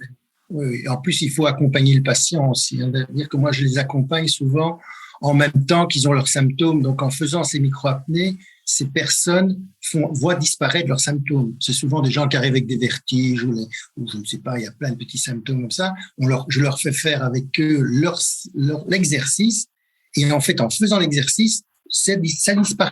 Donc, c'est des gens qui arrivent avec plein de symptômes et qui sortent de mon cabinet sans plus rien. Ok. Incroyable. Ouais. Bon, en tout cas, ça marche bien, donc c'est bien. Ça marche. Est-ce que vous introduisez après ces micro-apnées dans les activités de la vie quotidienne à des efforts de basse intensité et puis progressivement des efforts de plus grande intensité? Non, en fait, ce que je leur demande de faire au début, c'est de faire mon exercice le plus souvent possible. Je sais bien qu'ils savent pas le faire le plus souvent possible. mais c'était pour leur préparer, pour leur apprendre un peu cet exercice, parce qu'il n'est pas si simple que ça. Il a l'air facile comme ça, mais c'est-à-dire que c'est des gens qui ont tellement l'habitude de souffler, d'hyperventiler, qu'en fait, ils ne doivent plus souffler, ils ne peuvent plus hyperventiler. C'est très compliqué pour eux, bizarrement. Donc, il faut leur répéter, comme disait Nathalie, il faut leur réexpliquer jusqu'au moment où ils comprennent l'exercice. Et puis après, je leur demande de ne plus faire l'exercice c'est juste de suivre les symptômes par exemple, ils ont la tête qui tourne, hop, on fait l'exercice. Ils ont, je sais pas moi, les yeux flous, hop, ils font l'exercice et ils suppriment le symptôme totalement, à 100%. Pas dire, ah, ça va mieux, non, totalement 100%. Et refaire ça, et ça marche. Voilà. Alors, une autre question, un déconditionnement à l'effort est souvent associé à une hyperventilation, et donc en cas d'échec ou résultat insatisfaisant, avec votre approche, est-ce que vous mettez en place un réentraînement à l'effort ou pas? Le problème de le réentraînement à l'effort chez les hyperventilants, c'est très compliqué. Parce que d'abord, quand ils vont se mettre à l'effort, ils vont pas savoir faire leur effort. Donc, moi, ce que je leur fais faire, c'est que j'essaie d'abord de les traiter. Parce qu'en fait, on traite l'hyperventilant au repos. Et en les traitant au repos, on les traite en fait à l'effort. Et on les traite à l'effort. Vous comprenez ce que je veux dire? Oui. Mais par rapport à ça, ce que tu dis est très juste, William. Il y a des personnes qui viennent faire un bilan chez moi et ils sont un peu dans le cut-off, comme ça, un peu limite. Oui. Et je pense personnellement, au vu de tout ce que j'ai observé, que tout ce qui peut apporter du CO2 est bon et l'effort est une manière de pouvoir avoir des suppléments, entre guillemets, de CO2. Et quand les personnes sont encore capables de fournir un effort, ce qui n'est pas toujours le cas lorsque le syndrome d'hyperventilation est trop installé. Là, les gens sont exténués et monter une volée d'escalier, c'est vraiment trop difficile. Mais je pense que quand ce sont des hyperventilants légers, je les appelle comme ça parce que je sais pas comment les appeler autrement, et qui sont encore capables de faire un effort, je leur conseille de faire des efforts d'endurance, etc. Et je les envoie pas spécialement d'ailleurs chez Thierry à ce moment-là. Tout à fait. Et je pense qu'effectivement, il y a des hyperventilants qui, pour moi, c'est la limite entre le déconditionnement et l'hyperventilation est un peu floue. Et quand je présume ça, je leur propose de faire un entraînement d'endurance. Et si ça va vraiment pas mieux, alors ils font des séances chez Thierry. Alors, encore une mini question, et après on changera un peu de thème sur ces histoires de micro-apnée. On demande encore un peu plus de précision sur le nombre de fois. Combien de fois par jour vous demandez aux patients de faire ces micro-apnées? 10 fois, 20 fois, 15 fois? Ce que je viens de dire, c'est que la première séance, je leur demande de le faire le plus souvent possible, c'est-à-dire du matin au soir. Mais après, quand il arrive déjà la deuxième séance, je leur demande plus de faire ça. Je leur demande juste de suivre leurs symptômes. C'est-à-dire, chaque fois qu'ils ont un symptôme, ils font leurs exercices. Je sais qu'au début, c'est un peu difficile parce qu'ils ont parfois beaucoup de symptômes. Mais à force de faire ces exercices pendant ces symptômes, ils les font disparaître et quand ils n'en ont plus, ils font plus rien, quoi. D'accord. Ils attendent le prochain symptôme qui va arriver peut-être dans 5 minutes ou dans 2 minutes ou dans 10 minutes, je n'en sais rien. Voilà. Et donc, c'est pas une question de quantité, c'est juste de savoir, de faire l'exercice pour faire partir, c'est ça. Plus à propos du Nijmegen, du coup. Alors, je vais essayer de synthétiser les différentes questions qui me sont parvenues, mais alors il y a différentes choses. La première, c'est que du coup, au tout début, Nathalie, quand tu as présenté tes études, c'était basé sur des patients qui avaient simplement un Nijmegen positif. Donc, quand tu as présenté les 3 phénotypes avec un questionnable, avec un exacerbé, avec je ne sais plus comment est-ce qu'on devait appeler le troisième, je suis désolé. Peut-être tu peux déjà commencer par ça. Oui, effectivement. En fait, c'est tout ce qu'on a. Enfin, cette hyperventilation est très contestée et c'est tout ce qu'on a. Je vais répondre à ces questions-là après. Je vois qu'ils me demandent comment on fait le test d'hyperventilation. Mais donc, c'est tout ce que j'avais moi à l'époque. Et donc, je suis partie sur le Nijmegen. Et aujourd'hui, je le considère plus comme étant le gold standard. À l'époque, tout début, je me suis dit, c'est le gold standard. Aujourd'hui, je le considère plus du tout comme étant le gold standard, mais simplement les gens qui ont des plaintes importantes et pas importantes. Punt. Et donc, dans les gens qui ont des plaintes qu'on a considérées comme étant suffisamment importantes pour leur mettre l'étiquette hyperventilant, j'ai vu qu'il y avait déjà une bonne moitié qui probablement étaient peut-être pas des hyperventilants. En tout cas, il y avait un tiers qui étaient certainement des hyperventilants. Et moi, ce qui m'a intéressé, pour moi, chercheuse, je pense qu'il faut soigner tout le monde, hein, ça c'est très clair. Mais pour moi, chercheuse, ce qui m'a intéressé, c'est de n'avoir que ceux qui avaient vraiment le pattern respiratoire le plus pathologique. Hein, donc c'est vrai positif, si tu veux, William. Tu comprends ce que je veux dire? Oui, tout à fait. Et j'ai voulu vraiment exclure tous les autres parce que je pense que les autres sont dans des zones intermédiaires entre le sujet sain et le sujet hyperventilant. Ils sont probablement dans ce continuum. Tu vois? D'accord. Voilà. Donc moi, ça c'est vraiment dans une optique de chercheuse, hein, vraiment de se dire je veux que cela. Et justement, en sortant de l'optique de chercheur et en allant un peu plus dans la clinique, est-ce que pour ceux qui n'ont pas, par exemple, la possibilité de faire un test de provocation facilement, parce que là vous montrez assez bien à la fin que ok, ça fonctionne assez bien sur la récupération, les 5 minutes de récupération, mais est-ce que le Nijmegen pourrait en fait avoir encore une valeur clinique pour le clinicien pour se dire ok, en fait là quand même on va dans le bon sens par rapport à mes patients? Je crois dans les symptômes. En fait, le Nijmegen, oui. Je vous invite à le faire au début de la prise en charge, oui. Parce que vous avez tout le panel des symptômes du patient. Et à la fin de votre traitement, refaites un Nijmegen parce que c'est là que vous verrez, tiens, tel symptôme il a diminué ou en tout cas il est moins fréquent. Donc je pense que oui, le Nijmegen est intéressant à continuer à implémenter pour suivre les symptômes. Mais le cut-off du 23/64, il est délicat. Vous risquez d'inclure des gens dépressifs, des gens qui ont des pathologies, des troubles d'anxiété, des gens qui sont des asthmatiques qui s'ignorent, des BPCO qui s'ignorent, etc. Donc sachez-le simplement, quoi. Mm-hmm. Donc oui, je pense qu'il faut pas jeter le bébé avec l'eau du bain, mais il faut savoir à quel usage l'utiliser. Okay. Et surtout, moi, j'ai rajouté 4 petits trucs qui sont quand même intéressants parce que la plupart des hyperventilants soupirent, bâillent, ils sont fatigués et ils savent pas monter une volée d'escalier. Donc, si ces gens ont ces 4 symptômes, on est presque sûr que ce sont des hyperventilants. D'accord. Alors, je remonte un petit peu dans les questions. Il y a une question par rapport ça c'est une question très technique, du nom du logiciel qui est utilisé pour faire les tests d'hyperventilation. Et une autre question dans la foulée, c'est est-ce que il y a une place du biofeedback par rapport à cette rééducation? Donc il y a certains thérapeutes qui utilisent des capnographes par exemple. Oui. Est-ce que vous en voyez un intérêt? Il me semble pas, en tout cas que vous l'avez mentionné dans votre présentation. Donc 2 questions. La première, c'est le logiciel, c'est très rapide. Et la deuxième, c'est place du biofeedback ou pas. Ok. Alors, pour faire le test d'hyperventilation, il faut l'appareillage avec lequel vous faites une ergospirométrie, déjà, pour avoir tous les paramètres, notamment la end-tidal CO2, donc un oxycon, etc.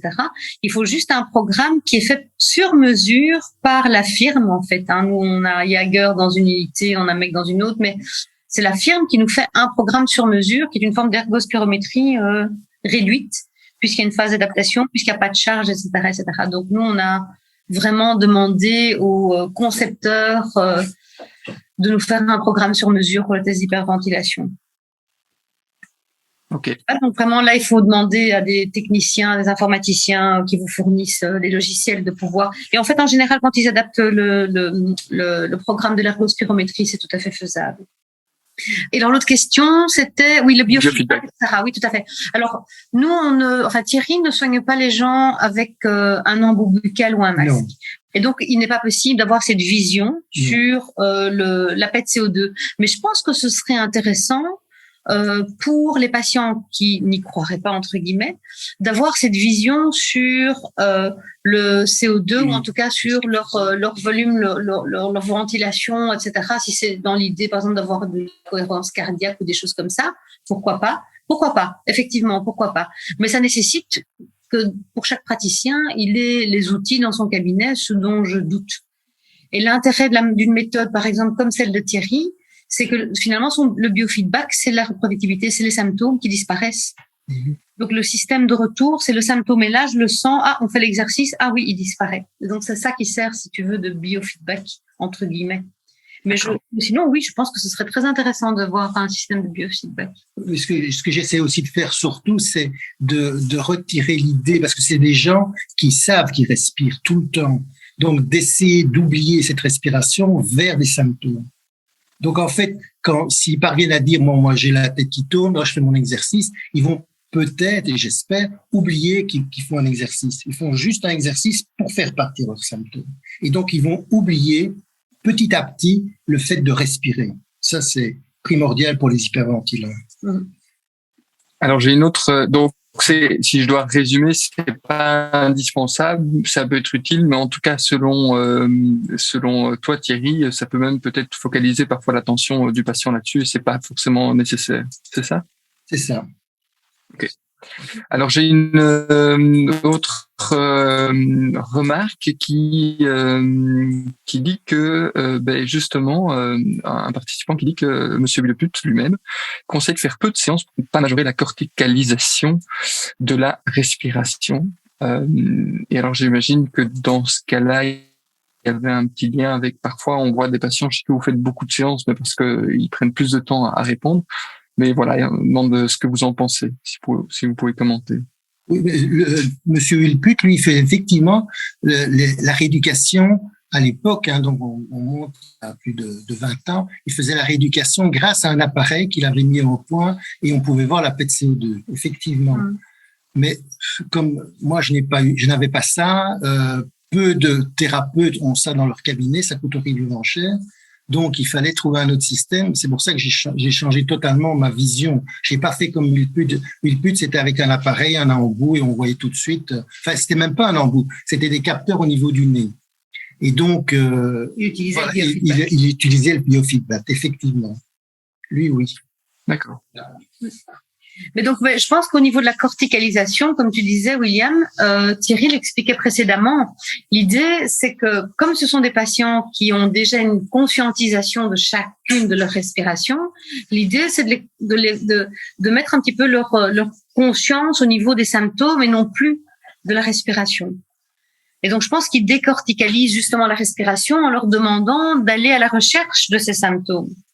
C'est ça. Et d'utiliser la respiration pour diminuer ces symptômes. Mais quand tu essayes de percevoir si tes symptômes diminuent, finalement, ta conscience, elle va plus sur ta respiration, elle va sur ton symptôme.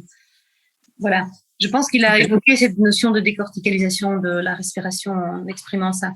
Alors, je crois que j'arrive à la fin tout doucement des questions. Si j'en ai oublié, n'hésitez pas à les remettre. Donc, j'en ai une de Adrienne qui demande si tu fais les tests avec spiromètre à pièce buccale. Ah oui, alors moi j'utilise un embout buccal. Avec embout buccal. En sachant, oui, et c'est important. Okay. C'est vrai, c'est bien de le souligner, c'est une bonne question. Parce qu'en fait, l'embout buccal, il va déjà faire hyperventiler un peu tout le monde, contrairement au masque. Donc oui, c'est important de savoir que c'est un embout buccal avec une pince nasale. Parfait, je pense que ça répond du coup à la question. Alors, il y a un commentaire qui dit qu'il existe, enfin en tout cas, il semble y avoir 3 types de patients pour la personne qui pose la question. Ceux qui font de l'hyperventilation juste au repos, ceux qui font ça juste en situation d'effort, ceux qui font cela dans les deux situations. Est-ce que la stratégie thérapeutique, déjà, est-ce que ça vous semble cohérent avec votre expérience et deux, le cas échéant, quel type de stratégie thérapeutique adopter pour ces 3 situations-là? Oui. Moi, si je peux répondre. Vas-y. Oui. Ce que je peux dire, c'est que les patients que je vois en hyperventilation et qui me sont envoyés par Nathalie, je dirais 99%, ils ont des problèmes au repos, ils ont des problèmes pendant la nuit et ils ont des problèmes à l'effort. Ça, c'est systématique chez 99,9%.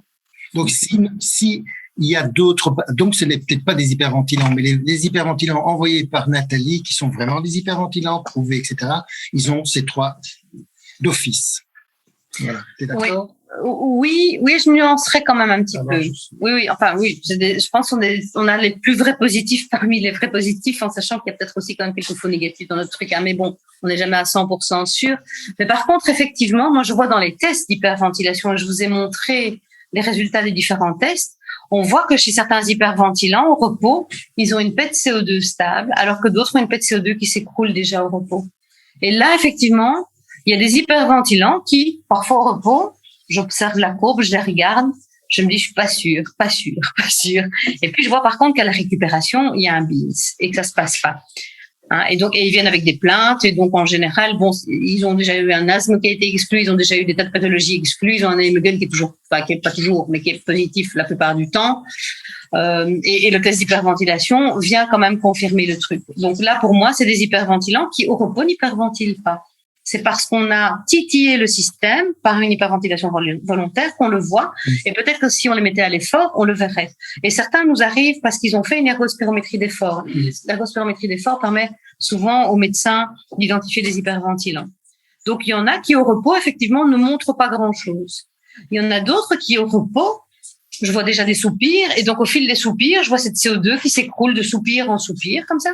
Et ça chute, ne fût-ce qu'au repos. Et donc ça correspondrait peut-être à ce deuxième profil d'hyperventilant qui, effectivement, dès le repos, est déjà dans une ventilation excessive. Mais c'est parfois plus dans des soupirs et dans des volumes courants excessifs que dans une fréquence importante. Donc on ne le voit pas toujours. L'hyperventilant n'est pas toujours dans ce schéma de... Non, il est parfois simplement dans un soupir toutes les 30 secondes. Eh bien, rien que ça, chez certaines personnes, eh bien, ça fait déjà chuter une paix de CO2 de repos. En tout cas, vous avez vu tout à l'heure dans les graphiques que je vous ai montrés, il y avait déjà des gens qui, durant la phase d'adaptation, s'écroulaient. Et cela, quand je vois qu'au repos, la paix de CO2 s'écroule, eh bien, très clairement, 99 fois sur 100 sont des hyperventilants. Enfin, ils ne récupèrent pas durant les 5 minutes de repos. La question, c'est le SHV chez le patient atteint de symptômes qui résultent ou qui persistent suite à la COVID-19. Selon votre expérience à ce stade, vous avez lu, est-ce qu'il est différent ou est-ce qu'il peut un peu se baser sur ce que vous proposez? Alors, moi, je vais juste parler du test d'hyperventilation et puis toi, tu en as déjà eu quelques-uns. Oui, j'en ai déjà. Alors, pour le test d'hyperventilation, pour l'instant, moi, je commence à les tester. C'est le tout début, donc vraiment. Et alors, ce qui est très bizarre, j'en ai jamais eu, pourtant on a déjà eu 200 à peu près, eh bien, les personnes post-Covid, ils sont dans le cut-off. Ils sont à 13 mm de mercure d'incrément. C'est vraiment bizarre. Et j'en ai déjà eu 4 maintenant. Ça vient de démarrer. Ils sont tous dans le cut-off. Alors que je n'ai jamais eu, sur les 200 patients qu'on a déjà eu, une seule personne qui était type dans le cut-off. Donc voilà ce que j'observe sur 4 personnes, donc j'ai pas de conclusion à tirer. Par contre, Thierry, depuis des mois, il me dit, il y a des post-Covid qui ont de l'hyperventilation, Nathalie, il faut absolument qu'on fasse quelque chose. Donc lui, il les soigne depuis un petit moment. Et... Oui, je ne vois pas beaucoup de différence au niveau symptômes entre un Covid-19 et une hyperventilation. Je dirais que parfois je leur demande, tiens, vous avez eu le Covid? Et ils me disent, non, j'ai pas eu le Covid. Et ils sont et l'inverse. Donc, je sais pas très bien. Donc, moi, c'est une constatation, c'est une observation. J'observe simplement qu'ils ont les mêmes réactions que quelqu'un. Et donc, je ne sais pas si c'est parce qu'ils étaient déjà hyperventilés avant, voilà, c'est la même chose. Moi, je pense qu'il faut comparer le Covid-19 avec des gens qui font de l'asthme. Il y a des gens qui font de l'asthme et qui font de l'hyperventilation après leur asthme, et ce n'est pas de l'asthme, mais c'est de l'hyperventilation. Donc, c'est pas toujours facile de détecter à ce niveau-là. C'est pour ça que je les envoie toujours chez Nathalie, comme ça, je suis sûr que on le sait. Oui. C'est vrai, c'est tout. Et c'est vrai qu'il y a une chose qu'on ne sait pas, en fait. Est-ce que ces gens faisaient un syndrome d'hyperventilation avant? Vous avez vu la prévalence de l'hyperventilation qui est d'à peu près 10%. Peut-être que ces gens qui faisaient de l'hyperventilation avant leur font après. Donc, voilà.